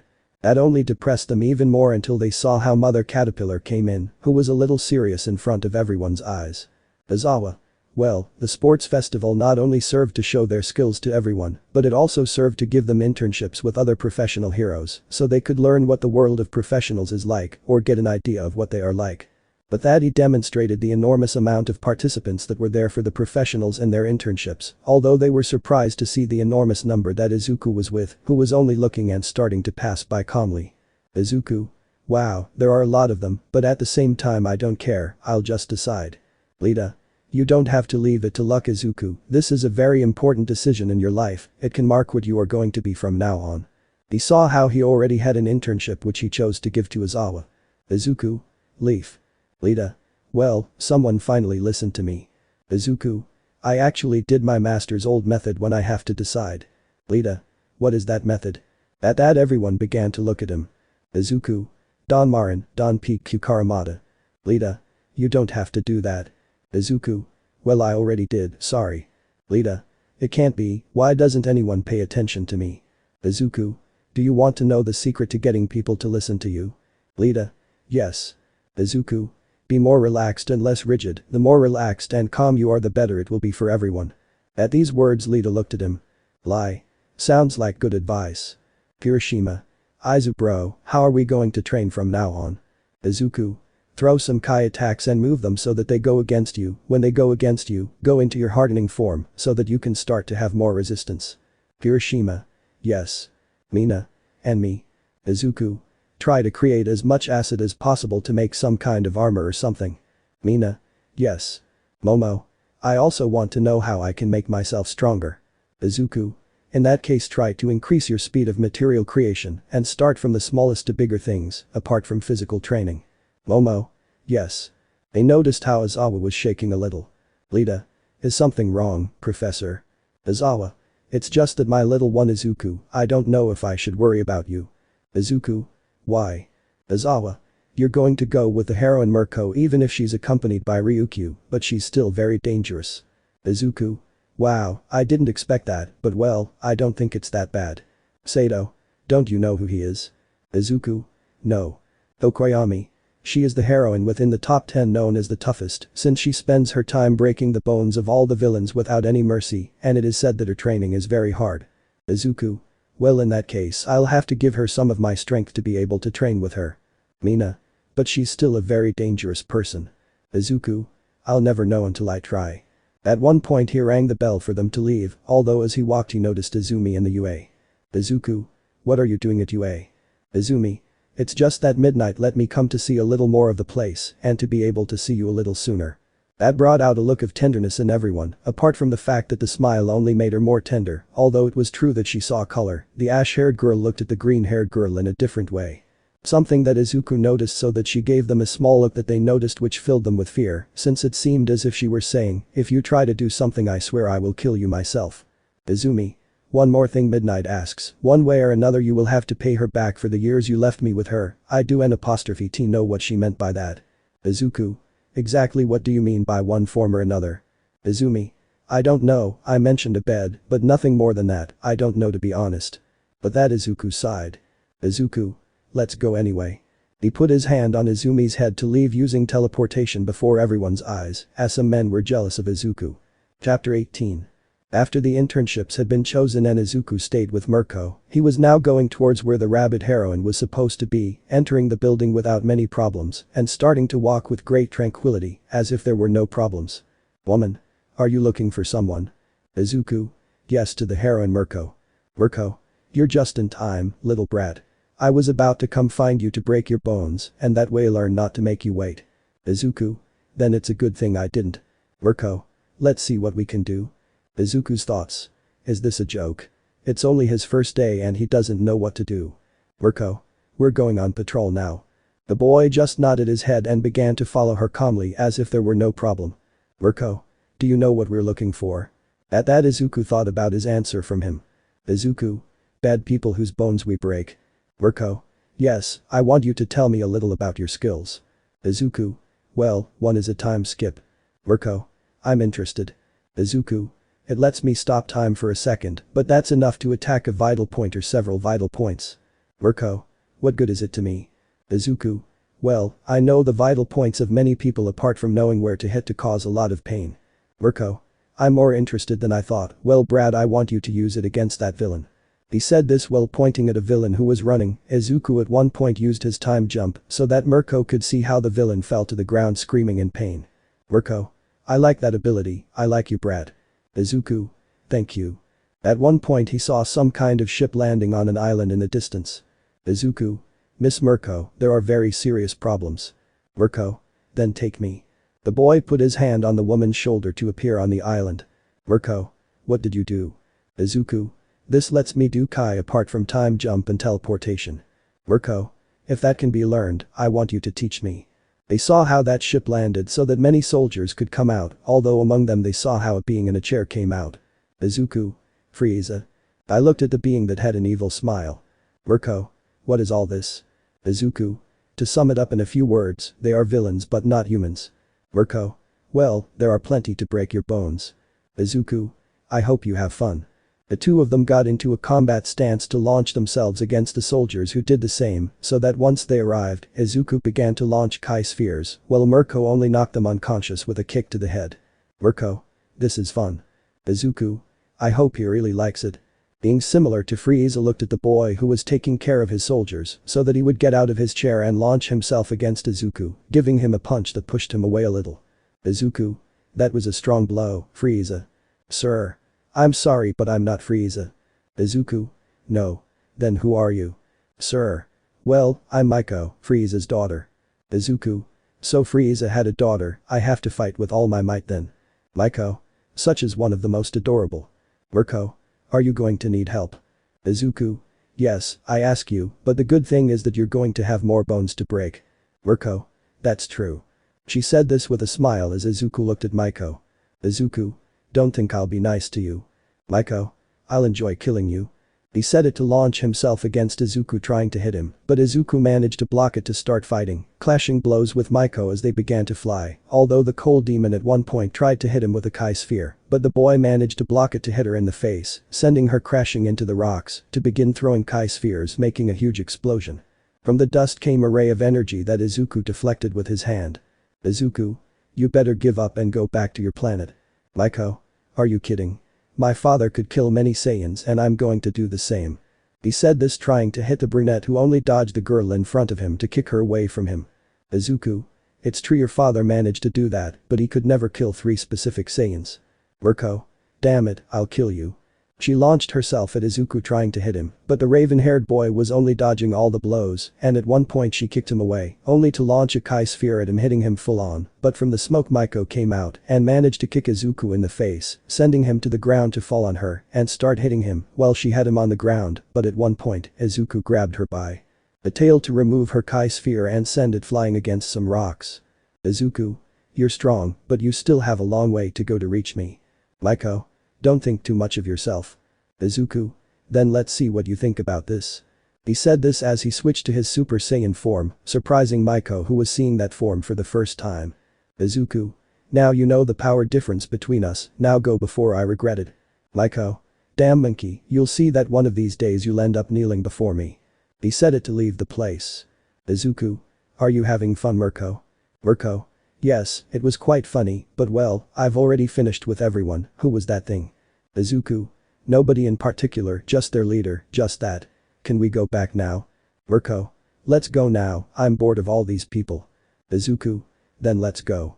He said this to leave the place with Mirko. Chapter 19. After Izuku had a fight against the coal demon, he had to give a lot of explanations to Mirko, who wanted to know exactly what was happening. Now at UA, everyone was talking about their internships and how they went, but a certain dark-haired boy remained totally still. Momo. How did your internship go? Izuku. Well, it went a bit well for me. Kirishima. You can be a little more specific than that. Izuku. I was just fighting some villains, nothing more than that. Kirishima. At least someone had to fight you. Izuku. Well, there was a villain who gave me a lot of problems like Mirko, but that doesn't matter anymore. At one point they saw Izawa come in with his usual bored look of him. Izawa. Everyone come out and put on your hero outfits. Everyone listened to them go somewhere and stayed calm until they saw all their teachers there. Izawa. The test is about fighting against their teachers. They began to explain the test being the same as the original story, making everyone excited about it, but they saw how they began to choose the teams, being that Izuku was paired with Bakugo and they were going to fight against All Might. Bakugo. You better be good in this fight or I swear I'll kill you, damn Deku. Izuku. You can stay calm, Bakugo, rest assured that I will show you that I am more helpful. They began to go through their tests going through the original story until it was Bakugo and Izuku's turn, who began to walk through the city. Bakugo. I know it's a bit embarrassing for me, but what's the plan? Izuku. Why do you ask me? Bakugo. Well, even though I don't like to accept it, All Might is very strong, and between the two of you, you're the only one who can stand up to him. Izuku. To be honest, I don't know if I can stand up to someone like All Might, but in this case, I'm going to face him while you go to the goal. Bakugo. Do you ask me to run? Izuku. If you do that we win, and that seems pretty good to me, since I'm going to win thanks to you, what do you say? Bakugo. Okay, I accept that plan. At one point a curtain of dust was made so that they could see All Might in the place, making them get serious. Izuku. Let's do it now. He said this to launch himself against All Might, turning Super Saiyan and starting to hit the blonde, who didn't seem to be affected that much by Izuku's blows, which only increased his speed, but he noticed that it was N''T doing anything to him. Izuku. He's stronger than I thought. All Might. You're gonna need more than that, young Izuku. He saw how the Super Saiyan 2 passed by to kick him in the face, barely managing to make something he noticed move. Izuku. I need to go further. All Might. I'm sorry, but I don't think you'll be able to do anything. The blonde tried to hit him, but ended up hitting the ground while Izuku was on top of a building. Izuku. If I hadn't used a time skip, that blow would have hit me without a doubt. All Might looked at him to launch himself against him, but Izuku, using the time jump, began to hit him, making him move away. All Might. Those were good hits. Izuku. I need to do something, Kaioken for 3.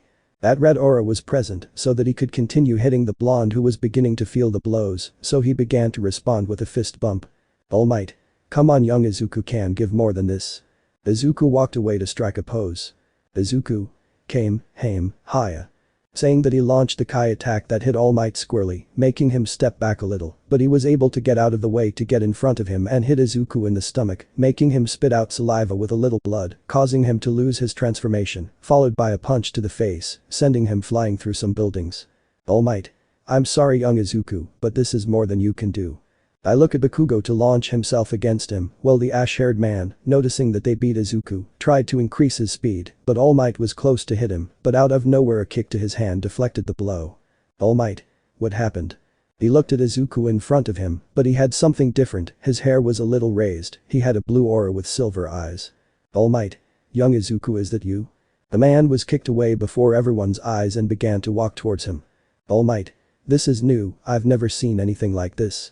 He launched himself against Izuku again, trying to hit him, but the blonde began to dodge him as if it were nothing, surprising everyone so that he tried to kick him, but with a jump he managed to dodge it. A slight shine was noticed in his eyes, causing invisible attacks to hit All Might out of nowhere, sending him flying. All Might. What is this? It's something new. Bakugo. What happened to you? Izuku. Bakugo, go to the goal, I'll take care of him. The ash-haired man listened. All Might. I'm not going to let you go. When he was about to go against Bakugo, he saw how Izuku put his hand in front of him, stopping him. All Might. If that's how you want things.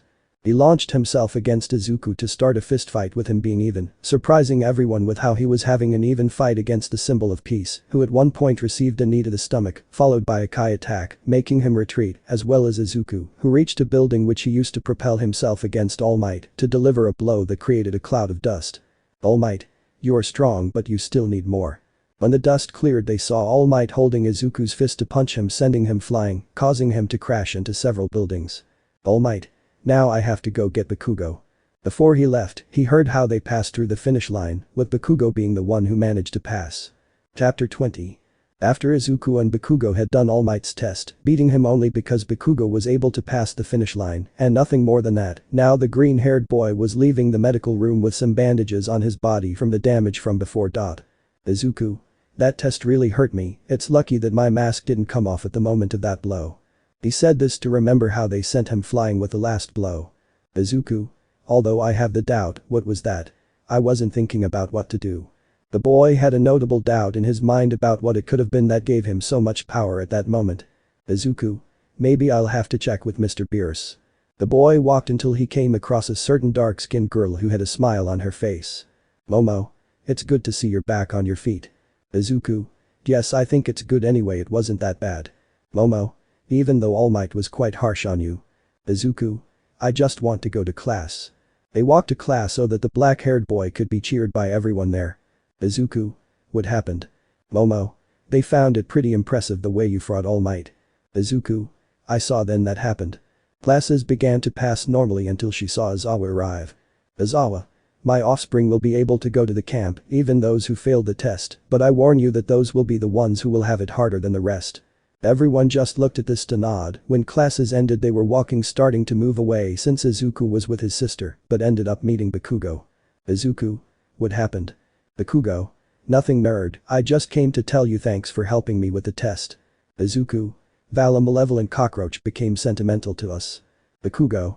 Just accept that because I will never thank you again in my life. Izuku. Okay, I accept it. But that they began to walk away for the day to pass since the next day they found two perverts in a pool. Mineta.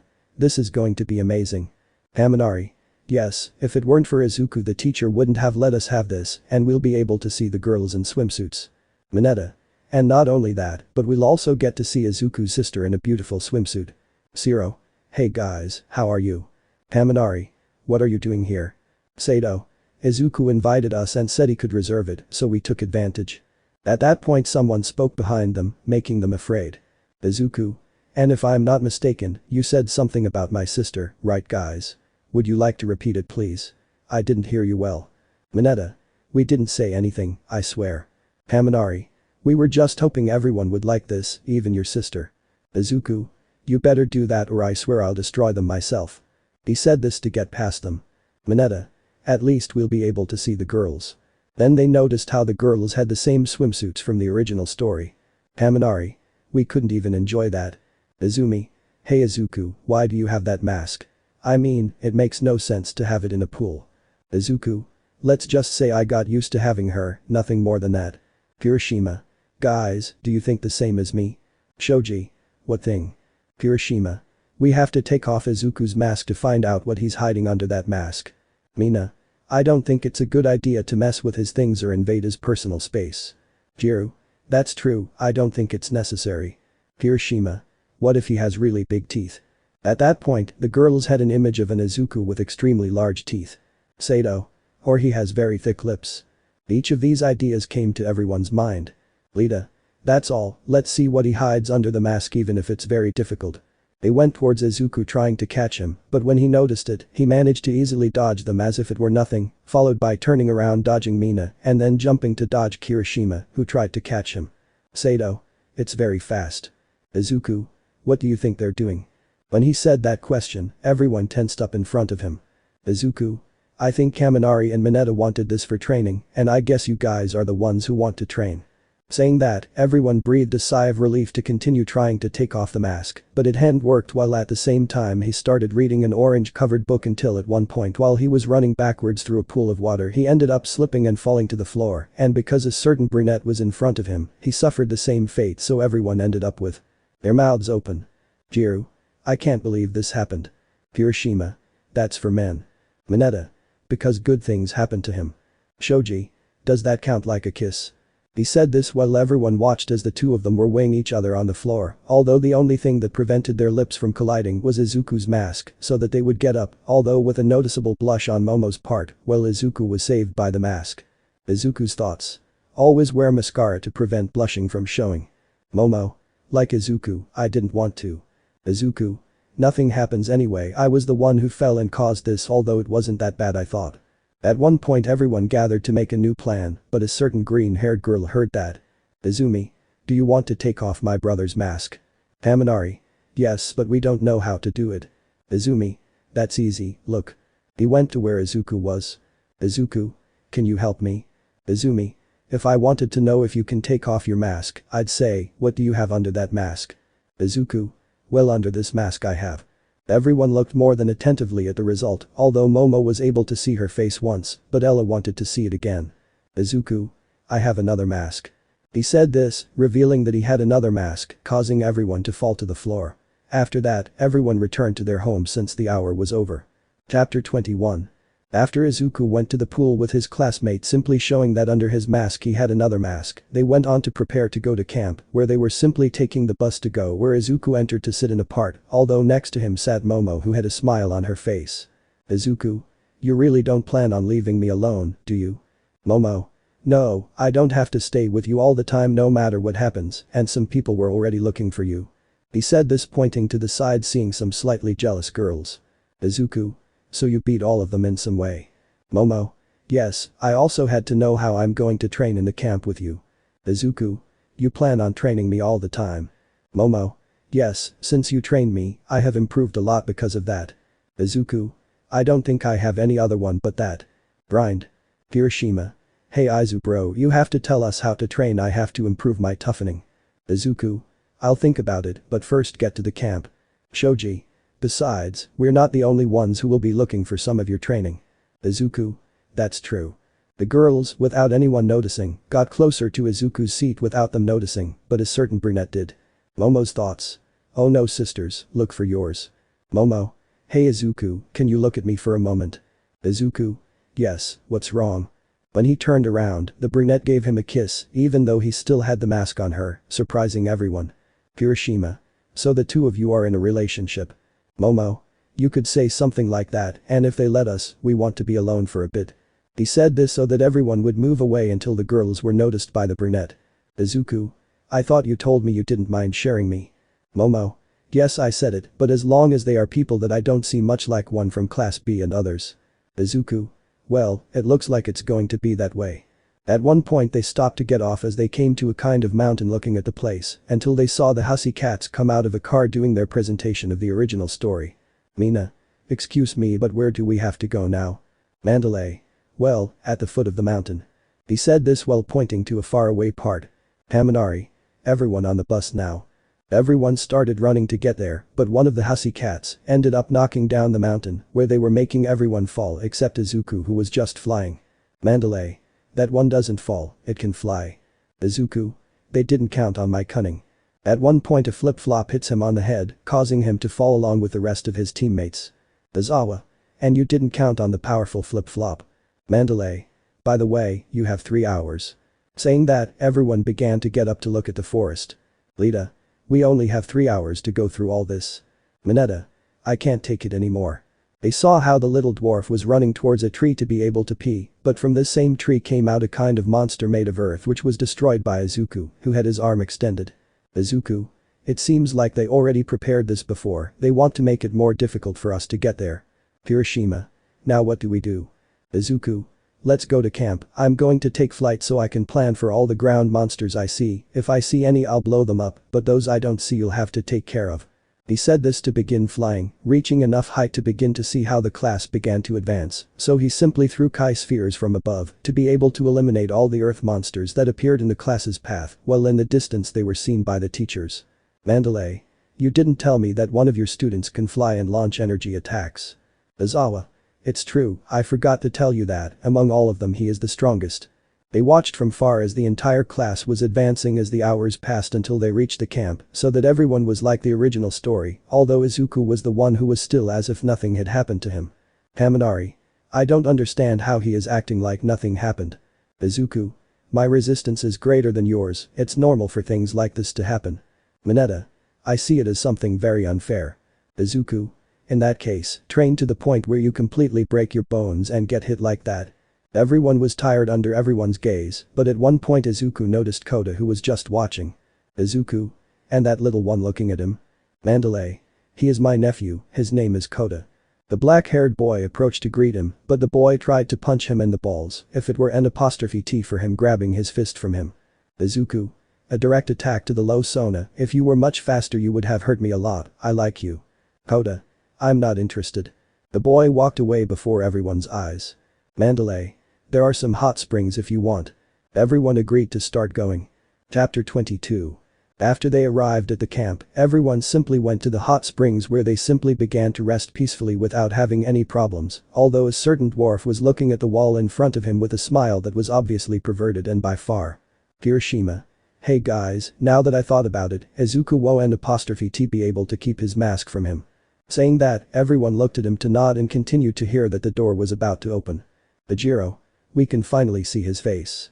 When they did, they saw how Izuku passed by with a towel on his mask, causing them to fall on their backs. Izuku? Is something wrong? Before they spoke, Lita managed to notice the little pervert. Lita. Hey Mineta, what are you trying to do? Lie. That's all I can't stand. He said this to begin to climb the wall that separated boys and girls. Lita. Hey little dwarf, come here right now, don't you dare do that. When the dwarf was about to arrive he saw Kota in front of him. Kota. Before being a hero, I learned to be a human. He said it to send him flying. Mineta. Damn kid. The little dwarf ended up falling on Lita, causing him to be traumatized for life. Kota, upon hearing how the girls thanked him, turned around so that he would end up being about to fall, but at one point he was grabbed by Izuku, who looked at him. Izuku. A little more and you wouldn't have counted it, shorty. The girls managed to see how he had a towel where his mask was, making them look bad for not seeing his face. Izuku simply left so he could leave Kota somewhere else while leaving some Kai spheres. Lita. What is this for? Izuku. The next time Mineta tries to do something like that, one of those will attack him. He said this as he walked away. Jiru. Damn, we couldn't see his face. Momo. Well, not you. She said it to remember Izuku's face of Ella having a small blush, something that was noticed by all the girls who looked at her understanding of Ella, only for Toru to take her by her arms. Toru. You have to tell us how it is. Mina. He's cute, ugly how? They were asking the brunette about that while Izuku left Kota with Mandalay, who was simply with a little boy. Izuku. Hey, I could notice that Kota hates heroes, I'd like to know why. Mandalay. It's not that he hates them, it's something that happened with his parents while ago. But that he simply began to explain everything that happened with Kota's parents before Izuku's eyes, only for the boy to wake up.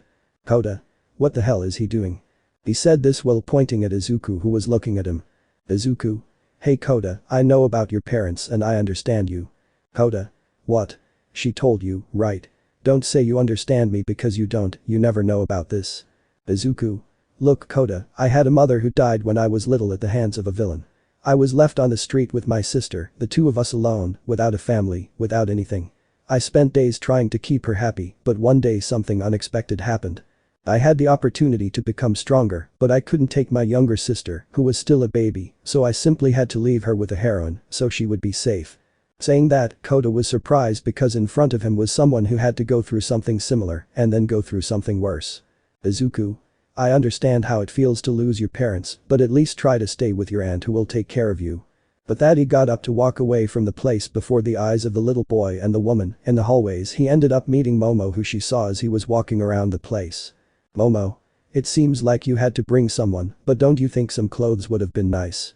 But that Izuku began to look around, noticing that he only had the towel on. Izuku. I guess so, but anyway, I'm already like this and I have no other options. Momo. One more thing, I always wanted to do something with you. Izuku. Then I'll leave you ahead. At that the brunette was pushed against the wall so that the girl could lower her mask and give him a kiss, surprising him, just as the class was arriving at the same hallway watching the scene, but by bad luck of fate, the brunette had a book to the side preventing Izuku's face from being seen, although it was noticeable that he had his mask down. Apart from being surprised because it meant that she was kissing him, when she finished she just separated, lifted his mask and took out the book in front of everyone's eyes. Momo. What did you think? Izuku. Well, I'd like to say it in private. The brunette didn't understand it until she saw from the side how everyone was looking at them for such a thing, making the girl blush. Momo. Since when are you looking? Jiru. We just arrived. Mina. I kiss him without the mask. Izuku. I better go change, I have things to do. He said this as he left before the eyes of the brunette. Chapter 23. After Momo had kissed Izuku in front of everyone, they were now trying to find out what Izuku's face was like through Momo, who simply couldn't say a single word. Now everyone was training at night since they were doing teamwork, although Izuku was left alone, he was walking through the forest without having any problems. Izuku. This is trying to scare the rest, so I have to know what and where they are. He closed his eyes and began to concentrate on finding the kai of all his companions, but he began to notice them more than normal, as if they were evil. Izuku. What is this? None of those are theirs, except I already found them all. The boy at one point began to feel how all his classmates began to be attacked, causing him to feel Kurijiris causing him to open his eyes. Izuku. It's the League of Villains. He looked in the direction of his companions to get serious. Izuku. I have to go help them. He was beginning to fly, but he could notice something else. Izuku. This is from Koda, he's in danger. I look where Koda was to go while he was scared. Koda.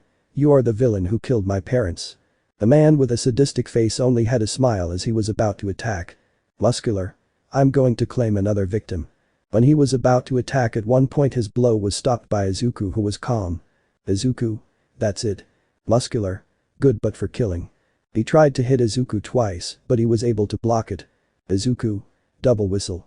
Muscular. What the buck? I attack again with 3 more hits. Izuku. Triple whistle. He said this while dodging all of his blows. Muscle. Damn you kill me. He said this trying to attack with more blows than before. Izuku. Meteoric whistle. At one point I went to Super Saiyan 1 to punch him in the stomach. Izuku. Cosmic whistle. But that blow I end up going against the rocks, crashing into them. Izuku. Hey Koda, you better go or hide somewhere because this is going to be very powerful. The boy only listened as Muscular began to get up, looking at Izuku with noticeable anger. Muscular. Damn kid, I'll kill you. Izuku saw him approaching him, so he proceeded to kick him, lifting him slightly in the air so that he was grabbed by the leg, only to end up crashing into the rocks. Izuku. You better give up, you can't do anything about it. Muscular. We'll see about that. He launched himself against Izuku in order to hit him, but the raven-haired boy stopped his blows, as if they were nothing to him until at one point, Muscular managed to hit him with a blow that sent him against the rocks, causing him to crash against them. The villain could not hold back any longer, and returned to the attack against Izuku, beginning to attack with all his strength.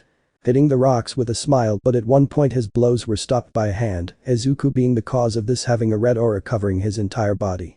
Izuku. You tried your best but. Muscular. What the hell? I watched as Izuku stood there as if nothing had that red aura apart from the Super Saiyan 2. Izuku. Between the two of us I'm stronger. He said it to give him a blow that sent him into the air, but in a second he was above him to give him another blow that sent him to the ground, causing him to crash, forming a not so big crater. But things did not end there, since from one moment to another, some Kai spheres fell hitting the villain, causing him to start having some burns. Muscular. How can only a child be so strong? He saw how at one moment Izuku was in front of him, so that time froze, and at one point he ended up giving him a blow near the heart so that he fell to the floor unconscious. Izuku. This is over. Koda. Great, you are a very strong person. Izuku.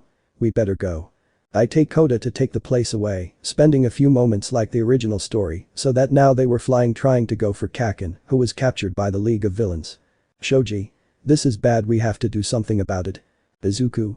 Leave it to me. He said this to increase his speed and begin to reach Mr. Compress, who, seeing how that boy was close to him, could only prepare for the impact of the blow. When the League of Villains fell, he managed to see how Izuku had Mr. Compress taken off the ground. Izuku. Now I want you to give me Kakin or I will have to destroy you. Mr. Compress. Well, it's a shame I can't give it to you. At one point he dodged a large amount of fire to appear in front of Dabi, hitting him in the stomach, causing him to crash into a tree. Toga tried to attack him, but he was simply able to stop his knife, as if it were nothing to destroy it. Izuku? You're no match for me. Toga? Are you sure? At one point a Kai sphere went against Izuku, making it difficult for him to block it, but before he continued a kick hit him in the stomach that knocked the air out of him, while he was sent flying crashing into some trees along the way. Izuku? What was that? He looked ahead and saw that the person who attacked him had the appearance of a demon who tried to make a cut in the air with his sword.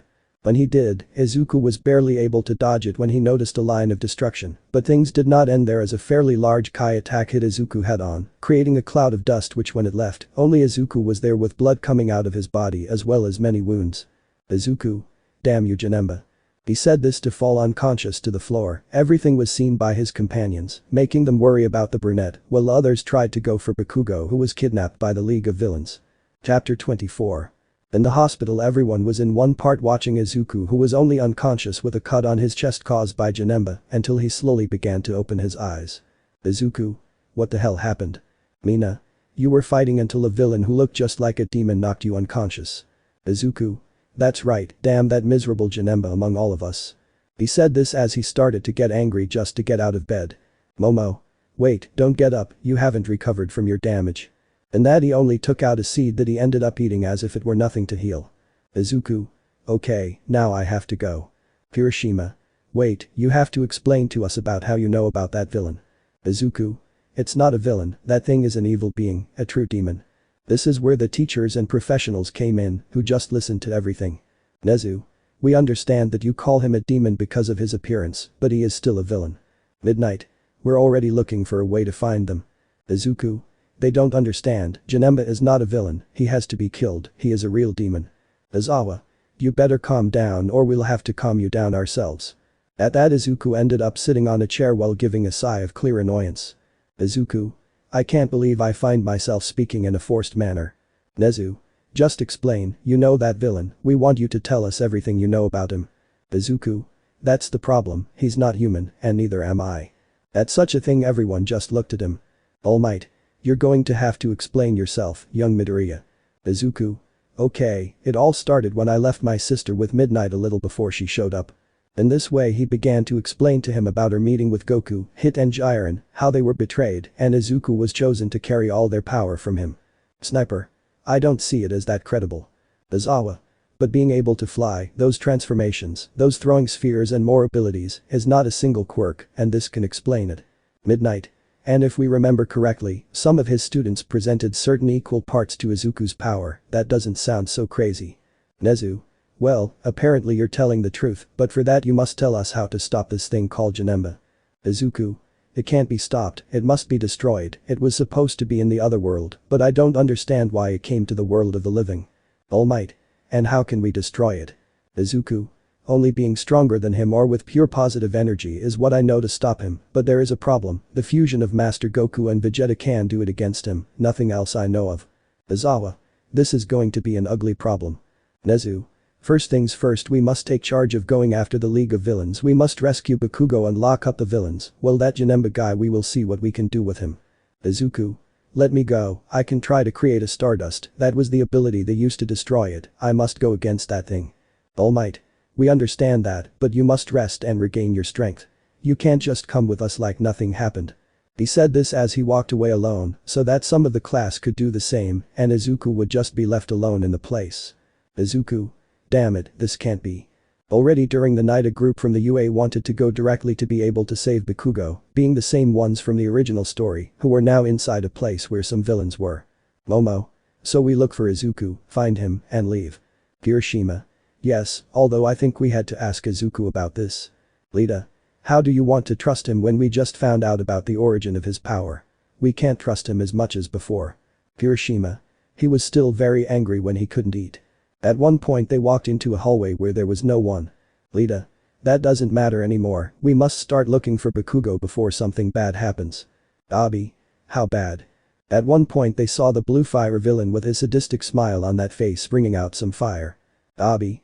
I think I can finally have fun with you guys, you're just from UA, nothing more than that. Before he could throw his fire, someone grabbed him by the neck, causing him to stay still for a few moments until he couldn't take it anymore and was knocked unconscious by someone who had a hood. Hiroshima. Well, now we have help from a stranger. At that he took off his hood, showing it to Izuku, who was looking upset. Izuku? What the hell are they doing here? They shouldn't be here. Momo. Well, you don't have to be in this place either, you're supposed to be recovering from your injuries. Izuku. But mine doesn't matter that much, I have to face that demon before it gets stronger. Lita. That doesn't matter, we have to find Bakugo. Izuku. In that case, let's do something, you guys look for Bakugo without getting into trouble, I'll look for Janemba. Todoroki. It almost seems like you care more about that demon than your friend Bakugo himself. Izuku. You don't understand, first I was trained all my life for this moment, and second that demon feeds on evil, in another sense, as long as the villains continue to be evil that demon will become stronger, it is important to stop it now before it destroys more things. Momo. I think that sounds reasonable, we should do that. Izuku. Well, now that we said it, we have to part ways. In this way they began to separate, but the brunette stayed in front of the green-haired man. Momo. Just take care of yourself, don't let anything bad happen to you and don't die. She said this while giving him a hug so she could go her way and Izuku could go his way. Chapter 25. In the battle zone where All Might was, they were simply looking at All for One, without noticing that in the sky was Janemba preparing a Kai sphere, ready to throw it, until he ended up receiving a blow to his face, just so he could see Izuku, who was in front of him. Izuku. You better be more careful what you do, you miserable demon. Janemba only gave a scream while expelling him, causing some to notice his presence. All Might. What is that thing? All for One. Now Janemba finishes him once and for all, have no mercy. But that he launched himself against Izuku, who barely managed to block a blow, causing him to step back. Izuku. This thing is more powerful than I thought, I have to be careful or it will kill me. The young man began to dodge Janemba's attacks, who tried to reach him just to hit him, but the young man managed to barely dodge him, even though he was using Super Saiyan 2 he was having complications in the battle. All Might. I must help him. All for One. You can do that or focus on me. He said this as he launched himself into combat for them to begin, since Izuku did not have it any easier, that demon managed to land a blow to begin to counter him with punches and kicks, until he managed to use the time jump to land a blow on Janemba, causing him to step back, followed by grabbing him by the tail to throw him to the ground and begin to throw Kai spheres, creating a cloud of dust. And when Janemba left, he was unharmed. Izuku. This thing doesn't give up, I need something better or it will kill me, maybe if I manage to do an attack, I'll be able to kill it. Janemba took out a sword to launch himself against Izuku, who was only beginning to gather Kai in one of his hands, but it was not enough, since he did not completely dodge the demon's cut that managed to insult him, only to make him spit blood, followed by a kick, causing him to fall to the floor, landing on it. Izuku. Damn, I just can't do anything against that thing, and my ability isn't ready, I had to train it more. The young man, noticing how he was approaching, only launched a Kamehameha with one hand, but it was nothing for the demon, who managed to attack Izuku by giving a direct blow to his stomach, followed by sending him crashing into the rubble. All of this was seen on TV, making them start to worry about the young man. Momo. No Izuku, you can't fall now, no. Lita. This is bad, we shouldn't have left him alone. Everyone watched as the young man began to be kicked, causing blood to rain down in the area, causing him to spit out more blood, while a small but differently colored Kai sphere began to form in his hand. Izuku. A little more and I'll be able to eliminate this thing, I just have to hold on a little longer. Janemba launched himself against him only for him to barely dodge it, avoiding the cut of the being that was going for his head, and made a line of destruction on the floor. The young man began to back away, although he couldn't do much due to a kick from Janemba, causing him to crash against some rubble, causing him to bleed more, but a sphere of Kai was already ready, causing him to get up from the floor. Izuku. Now you will die, damn demon, soul punisher.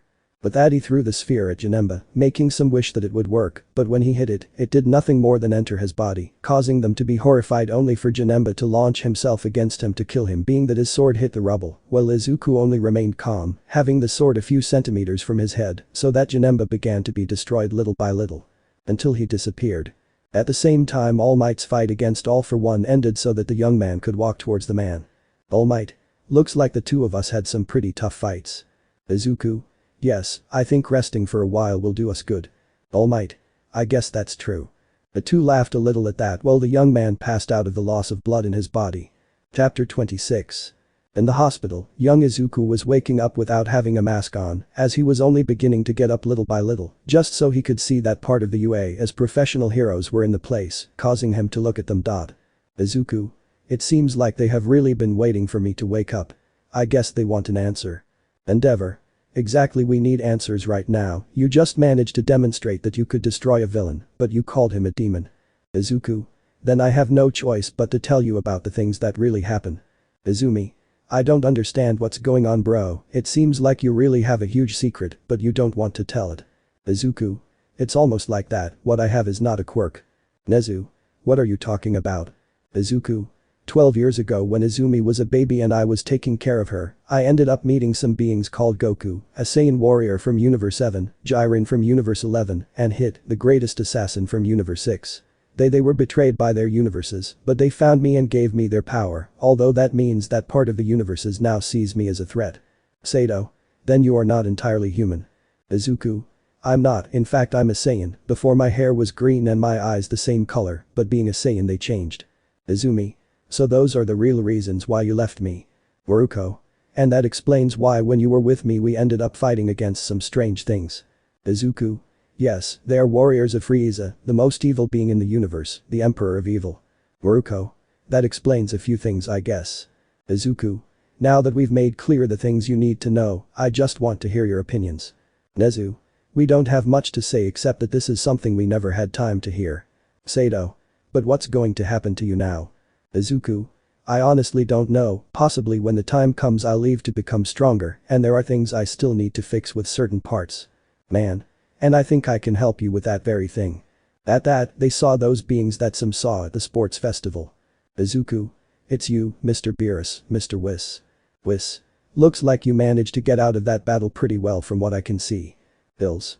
That's not the important thing, we sent you to Janemba to find out about your current power level, so we can fix some problems. Izuku. What problems? Whis. We want to make sure that your current power is great enough for you to fight, and we already saw that. Bills. Now we must help you become stronger, certain problems are approaching with everyone, and we want to solve it as soon as possible. Izuku. Do you really want to train me? That doesn't make sense. Bills. We know but we want to do it anyway, there are problems in the universe soon, and that's why we want to have the strongest, the best we can have at the moment. Whis. Unfortunately your power is not enough, but your strategies are very great, that means we can have some confidence in you. Izuku. Now I see, this is even more important for some reason.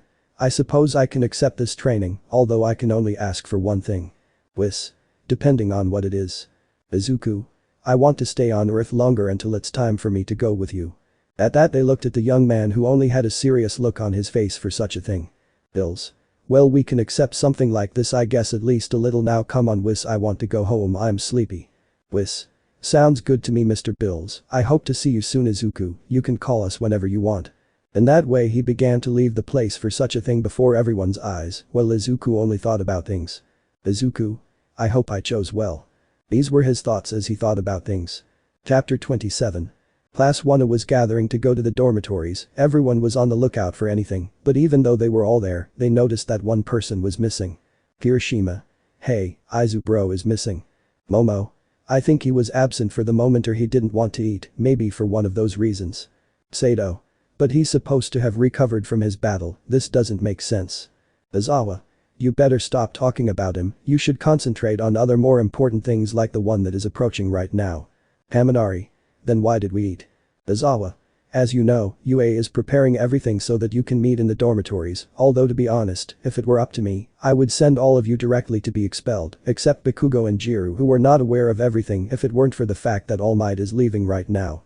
Some were even afraid of such a thing until they heard explosions, causing them to start to be on guard for such a thing. Kirishima. What happens now? Izawa. That's right, you better come, he's already training early.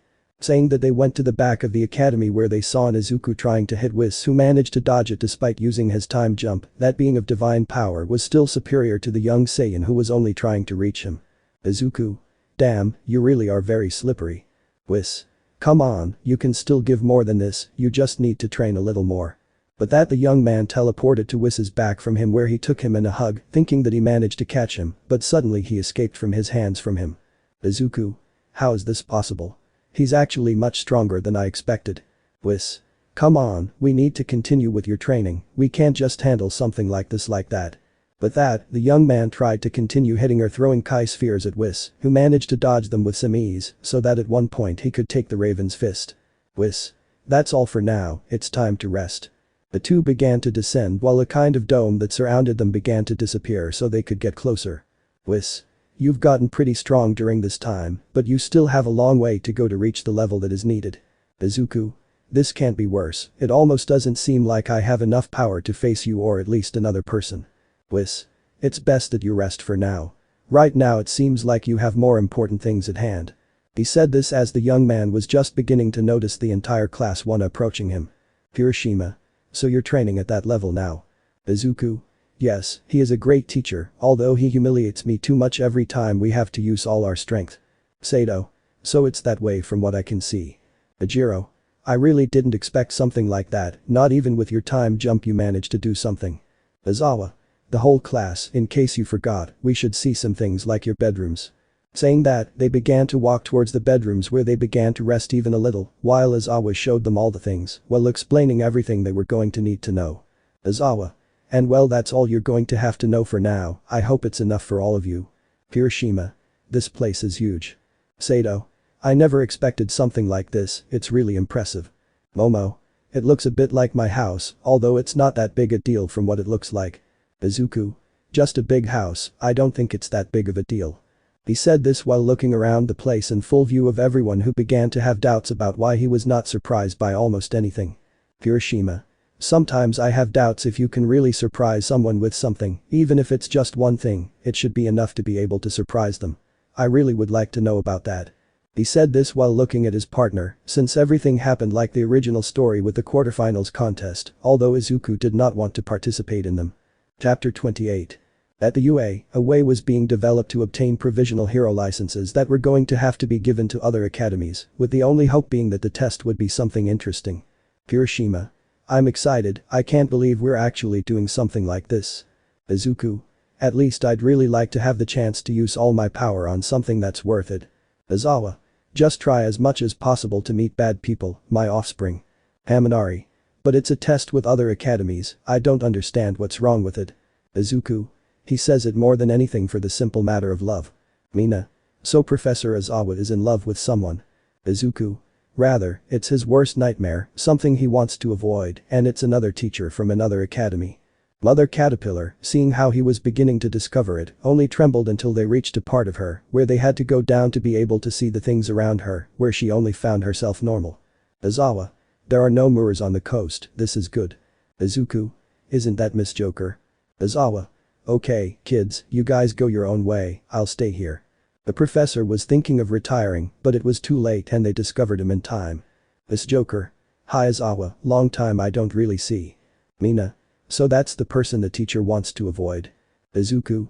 Yes, and it's better to go, we don't want to let them have their romantic side with voyeurs. Mina. But I want to see. Toru. Yes, sir. Izuku. Not at all, let's go before the chaos starts. He said this as he began to walk away, going through the original story where they began to explain about the test that all the students from other classes were going to have until the walls opened, starting the test, and the young Saiyan began to walk. Momo. Where are you going? Izuku. If I only do this part of the test it will be more interesting. Jiru. But we must stay together, we do not know the abilities of the other academies, but they do not know ours. Izuku. In that case if I see something strange and dangerous going after you I'll just take care of it. He said this as he began to walk, as during the test, every poor person who wanted to attack the Saiyan, either from the front or from behind, managed to avoid it by using his time jump to set the point and continue on his way until at one point he sighed to dodge a ball. Girl. Wow, you're really good at this. Izuku. Let's just say I got tired of always using my time jump, it makes things more boring, although this test is already boring. Girl. Well, it's a pleasure, my name is Kami Atsushimi, and I promise that neither me nor my partner will make things boring for you. Izuku. Did you say partner? Kami. You are. But that he saw how some wind began to generate at his feet, causing him to open his eyes, followed by being completely enveloped by a tornado, so that he began to be lifted into the air, while spheres began to be thrown into the interior of the same tornado, in order to hit the Saiyan who barely managed to dodge each sphere, until he managed to appear behind the girl falling to his knees as he slowly got up. Izuku. I have to accept that you took me by surprise, but that won't happen again. Amy. You're pretty good from the looks of it, you're able to just dodge things in a tornado. Izuku. And you still haven't seen anything, but you're lucky I already got enough students to fail this test, I'll let you pass this time and let you continue. Amy. You just leave me like that. As if nothing happened. Izuku. Of course, in a nutshell I do this way, now that you understand just go away and don't attack me, otherwise you will have a bad time like your partner. She said this to point out the tornado where the boy was, full of points, making it clear that he ended up losing the test just for him to continue on his way, but at one point the same girl ended up throwing herself on top of him, causing him to fall to the floor. Amy. You know I can't let you go, but since I can't do anything with you like make you lose me, then I have no choice but to enjoy this moment, and who knows, maybe. Before she could finish speaking, she was interrupted by a water balloon from another person, causing her to look at a certain brunette. Momo. You better stay away from me man bitch. Amy. So you're the one claiming it, that makes things more interesting. Momo. Yes, now that you know, long before you end up in a worse shape than you may be in right now. Amy. Really? I'd like to see it. The two stared at the Saiyan until they heard the alarm ring indicating the end of the test, causing them to stop looking at each other so Kami could walk somewhere else. Momo. Nobody touches what belongs to me. Izuku. So if it were an object. Momo. Well, right now you shut up. He said this while staring at the Saiyan who had no choice but to listen. Chapter 29. Since the internships, the brunette was closer to her Saiyan, while others were also interested, such as certain rabbit heroines who gave a lot of visitors in the area. Mina. Wow, it's kind of boring, this kind of thing without doing anything. Hiroshima. Hey Izu bro, you always knew how to do a lot of things. I'd like to know if you have something in mind right now or if someone is coming. Izuku. Well, I'm sensing that someone is coming to this place directly. And that they saw the big three of the UA enter their class where things were like the original story where Tamaki didn't say anything, Najire went by each seat, although she was a little interested in the Saiyan, something that provoked the certain brunette to end with a Mirio challenging the entire class, being that they were only going through the same thing from the original story being defeated by the boy minus Izuku who was left standing without doing anything about it. Mirio. You didn't even move to do anything about it the whole time. Izuku. I never saw the need to move, I prefer to fight alone than go in a group. Mirio. I see, if I am not mistaken you are that boy from the news with great destructive power. Izuku. I guess you realized, now I must defeat you. Mirio. Don't think it's going to be that simple. The boy launched himself at Izuku who did the same trying to land a blow on the blonde who managed to avoid it using his quirk, but as soon as he passed by the young man when he turned around, he had to avoid a direct blow to his face, which caused him to fly into a wall when he blocked it and couldn't withstand the force and had no choice but to use his quirk to dodge another blow from the Saiyan. Izuku. You're not doing too bad, we usually land those hits. Mirio. You can see that it's not like that, I understand that you have something like time skip, I don't understand why you don't use it. Izuku. I prefer to use my strength against the biggest of all. It's better not to use something like that, but to give it my all. Saying that he launched himself at Mirio, just like him, who only had a smile on his face for such a thing, although he was truly surprised like his classmates, since they managed to hit him with some blows while others didn't, and they were going to continue that way if it weren't for the teacher who ended up interrupting everything. Izawa. That's enough, the two of you have finished fighting so you can rest a little. Izuku. Really? I never thought it would be this simple. Izawa. I just want you two to relax and have Mirio put his clothes on, you've already proven your point. Saying that, the two had no choice but to start resting a little, Mirio put on his clothes, and Izuku just sat down without doing anything else about it, since they stayed that way until they could do something else. Najire. It was fun meeting you. Mirio. I hope to have a fight with you again. Izawa. Well, you can leave now if you want. Saying that, they began to leave each one on their own, although Izuku, while walking, didn't take long to meet Mirio again, who had a smile on his face. Izuku. Do you really want a rematch? Mirio. I actually came because someone is interested in putting you in one of the missions. Izuku. What kind of missions? Mirio. Yes, we have certain problems with certain villains, and I was hoping you could help me with that problem if possible. Izuku. I see, then you really want me to do that kind of thing, I guess I can go anyway, if it's about villains in the matter that ask for my help, it must be something serious if I'm not mistaken. Mirio. That's true, then we'll go tomorrow to be able to solve all this. He said this as he walked in front of the young man, leaving him to do the same while on the other hand they were having an awkward conversation. Momo. Why did you call me? Waruko. It's good to see you, I just called you on some important business. Momo. Like which? Boruko. Your boyfriend, I recommend you take good care of him because there are certain people like me who want him. He said it with a smile, making the brunette become serious about such a thing, even though she managed to understand the matter quite well. Momo. Don't think I'll let you take what belongs to me anymore. Boruko. Well, if you don't share it, it will be taken away from you by force, whether you like it or not, I'm going to have it at some point.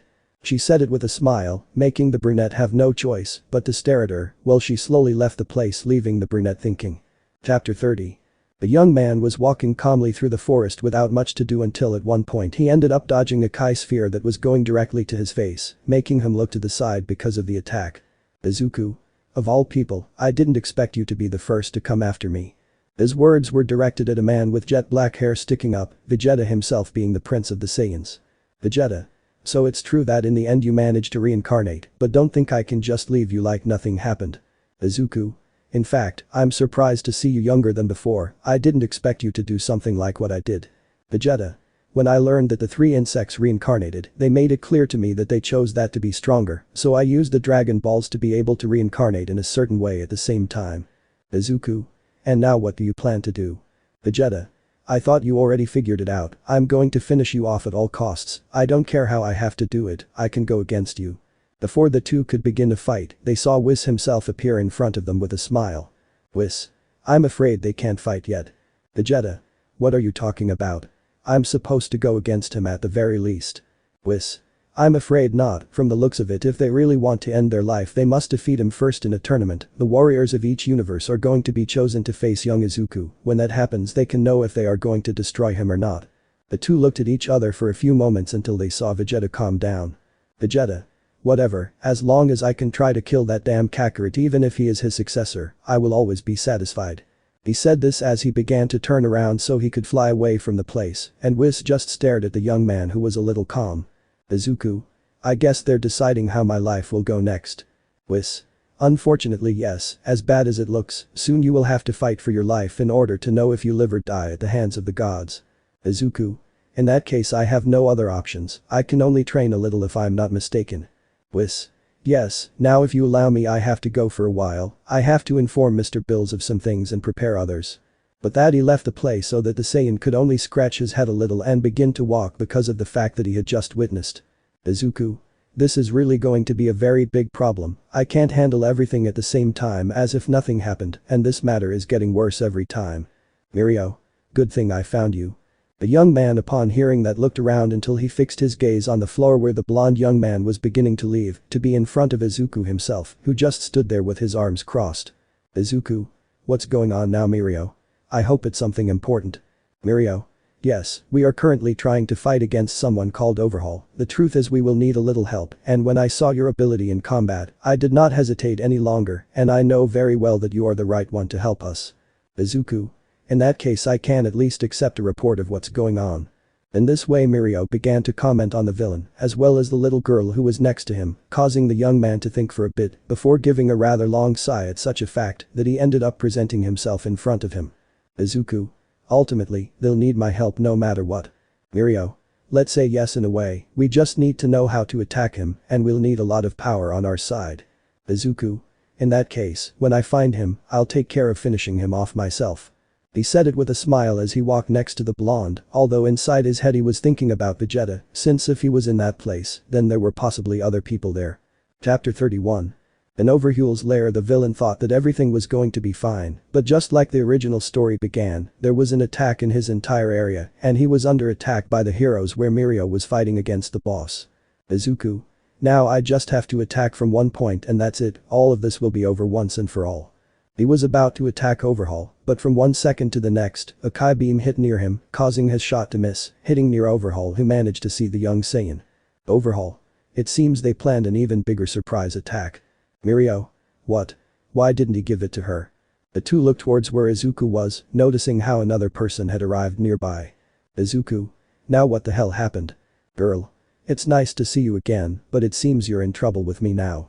The young man managed to see that it was Maiko who, unlike before, had a different appearance, it was literally the golden form that Frieza himself used before in his battles. Maiko? Did you miss me? Izuku. A little, it seems strange to me that you didn't come for me to finish me off once and for all. Maiko. Let's just say that before I could do it, my father gave me advice on how to deal with Saiyans. Izuku. I hope those tips were good because it will take you more than one attack to finish me off. Maiko. In that case, thank you for saying so, because that is what I intend to do. The girl immediately launched herself against the young man, starting a battle where Izuku had no choice but to use blue at that moment. Izuku. I have to say, you've improved a lot compared to the last time we saw each other. Maiko. Thanks for noticing, but right now I'm only interested in finishing you off as quickly as possible. Izuku. In that case you're going to have to use your attacks better, the way you're going you'll never be able to do enough damage. The cold demon had a smile as she began to throw some rays at him, which he managed to deflect with some effort, trying to prevent anything from hitting the area, keeping his distance while trying to get away, although the cold demon didn't give him a chance, until she was able to grab him by the leg to throw him towards the floor, where he collided with it before receiving a blow from it. Maiko. Now you know who is above. Izuku. The truth is there are two facts that neither of us realize while the other does. Maiko. Like which ones? Izuku. To begin with, I can see that unlike your father, you do not have such an aggressive energy drain, which means that you manage to use that power to your advantage. Maiko. Of course, I wasn't going to make the same mistake as my father, who was an idiot by trusting that you were an easy enemy to defeat. Izuku. But what you didn't realize is that I haven't used my full power yet. Maiko. How? Izuku. The truth is that I wanted to hold back from the beginning because I thought I'd see how you use that same power, but it doesn't matter anymore because from now on I plan to win this fight. Maiko. I want to see you try.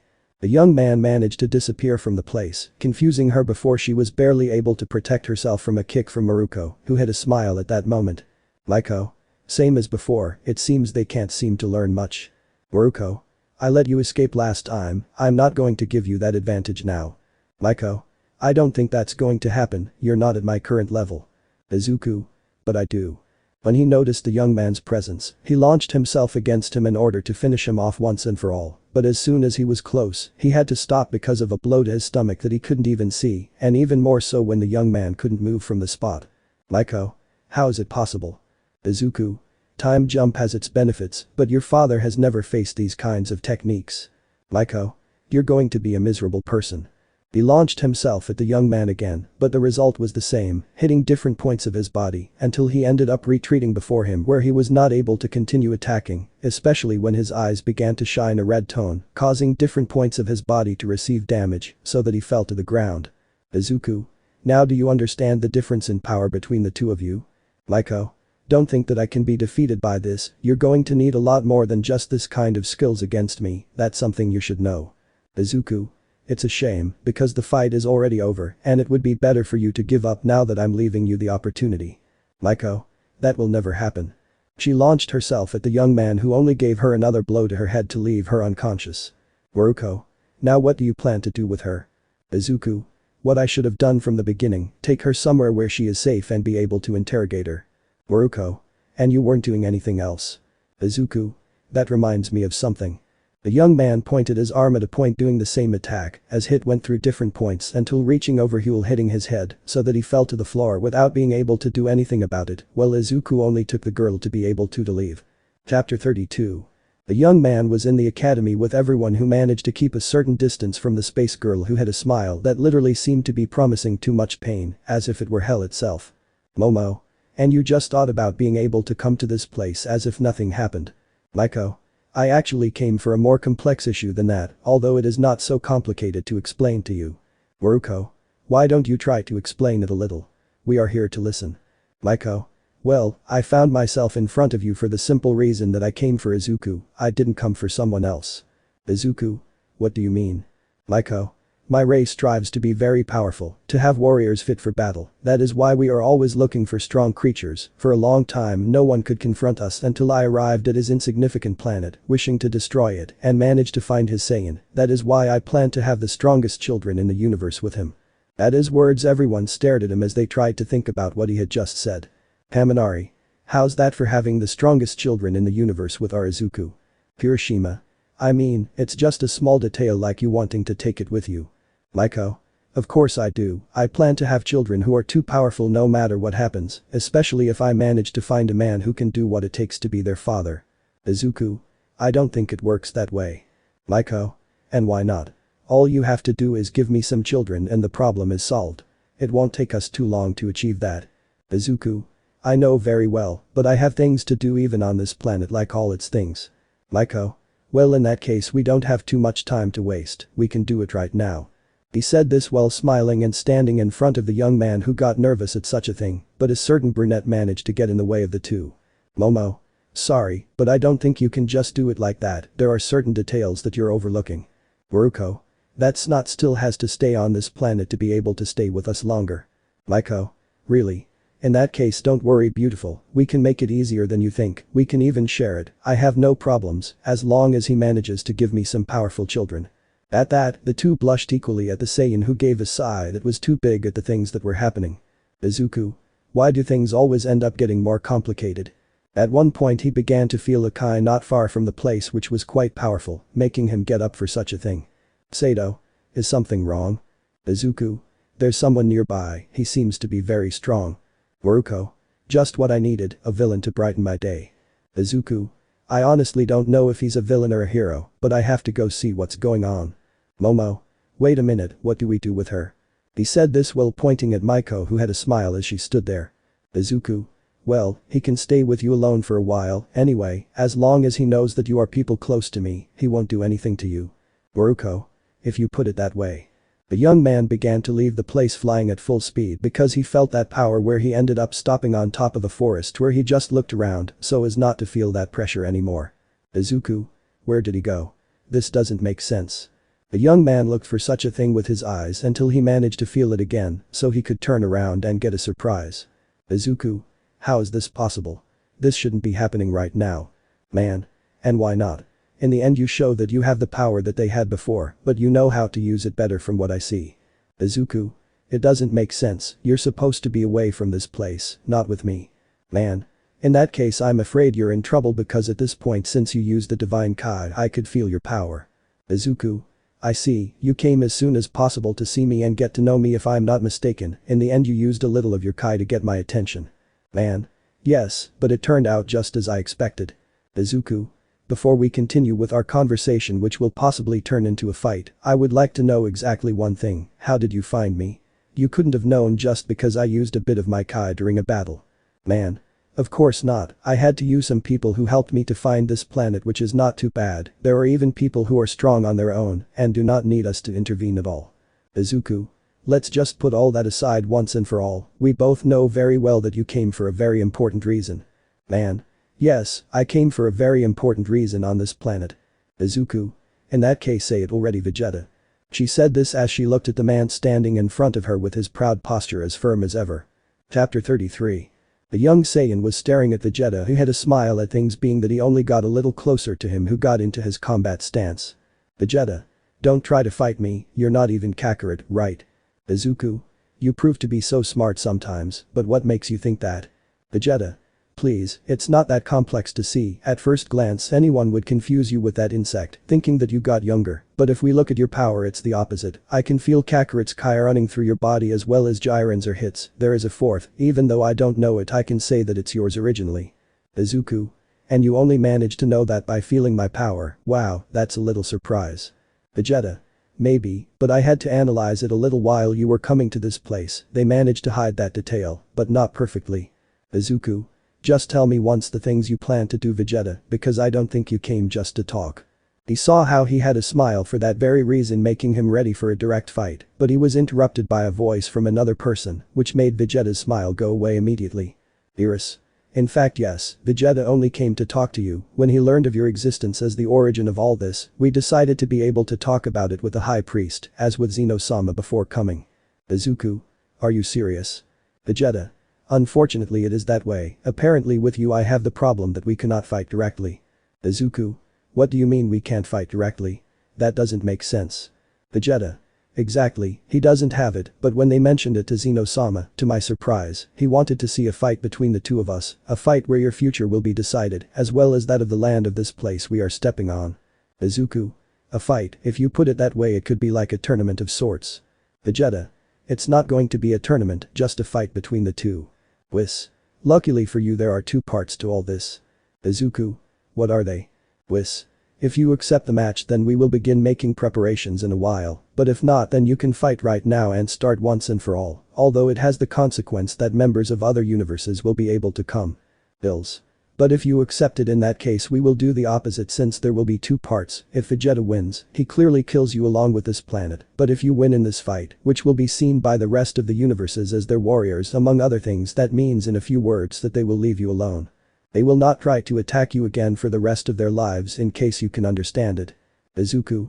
So it's going to be this way. It's impressive how they really do things, but if I don't have any other option but to accept this, I think it's going to be for the best. At that moment when I look at Vegeta he was in front of me with a smile at what I just heard. Vegeta. Understand one thing, brat, I don't plan on having mercy on you if this means that I'll finally be able to finish off that miserable Kakarot or what's left of him once and for all. Izuku. Sounds perfect Vegeta, you don't know how excited I am, and for your information this brat is called Izuku, the cause of your future defeat. The two kept a smile as they held each other's gaze before they were interrupted by Whis and Bills. Whis. I think we should go right now, we can't wait too long to inform Zeno-sama about this, he'll be very excited when he finds out. Vegeta. Whatever, I hope you give me at least one fight that's entertaining at least. But that he left the place while Izuku had a smile as he looked at the deities. Izuku. This is definitely going to be very exciting. Whis. Yes, but I advise you to train in the best way possible, I don't think Vegeta will have any intentions of holding back. Izuku. I'll do it, I'll give it my best shot. Bills. Then we'll let you know when the time comes. Whis. By the way, before I forget.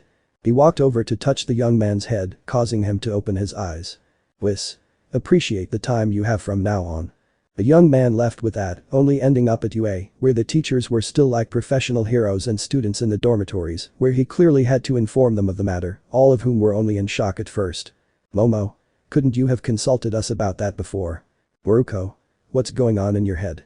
The two of them even managed to grab him by the clothes, making him try to calm them down. Izuku. But if I didn't do it, they were going to kill me. Nezu. To be fair in the matter, Izuku made the best decision, considering that these are people capable of destroying entire planets, it was best for him to accept this. Izumi. But I don't want my brother to get hurt. Izuku. Calm down Izumi, nothing bad is going to happen, I'll even be fine, I just have to rest for today. He said this as he began to walk straight to his room where he slept in complete darkness, where he walked quite calmly until he stopped to have a smile. Izuku. I haven't seen you, masters. He said it with a smile as he looked at those masters that once left his head, being Hit, Jiren and Goku themselves, who were in front of the young man demonstrating their power. Chapter 34. In that darkness the young man looked at his teachers who had a smile and who were only looking from head to toe at Izuku's body, who had his doubts about him at that moment until they sighed. Jiren. He's not ready yet. Hit. No, he isn't, but we need to think of a way to be able to move with him to help him. Jiren. But we have no idea how we can do it. Izuku.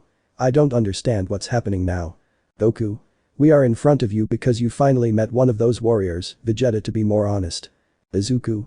You say that Vegeta is a threat to me because if that is what he is then I know it very well.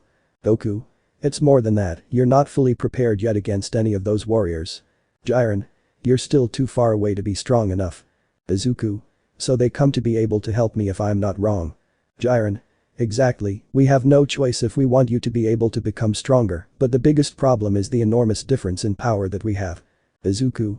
But if you want to make me stronger then the Room of Time can help me master the selfish doctrine as soon as possible. Jiren. They still have the same problem as before. Izuku. The same problem as before. Hit.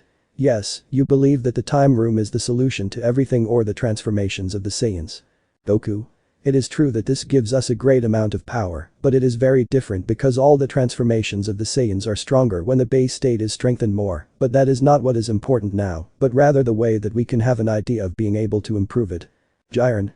Ultra Instinct is certainly a good idea, but Vegeta has the power of the gods of destruction, which means in a nutshell, that other doctrine is too powerful to be true. Goku. We have to think of another way to help you, but we'll see that later.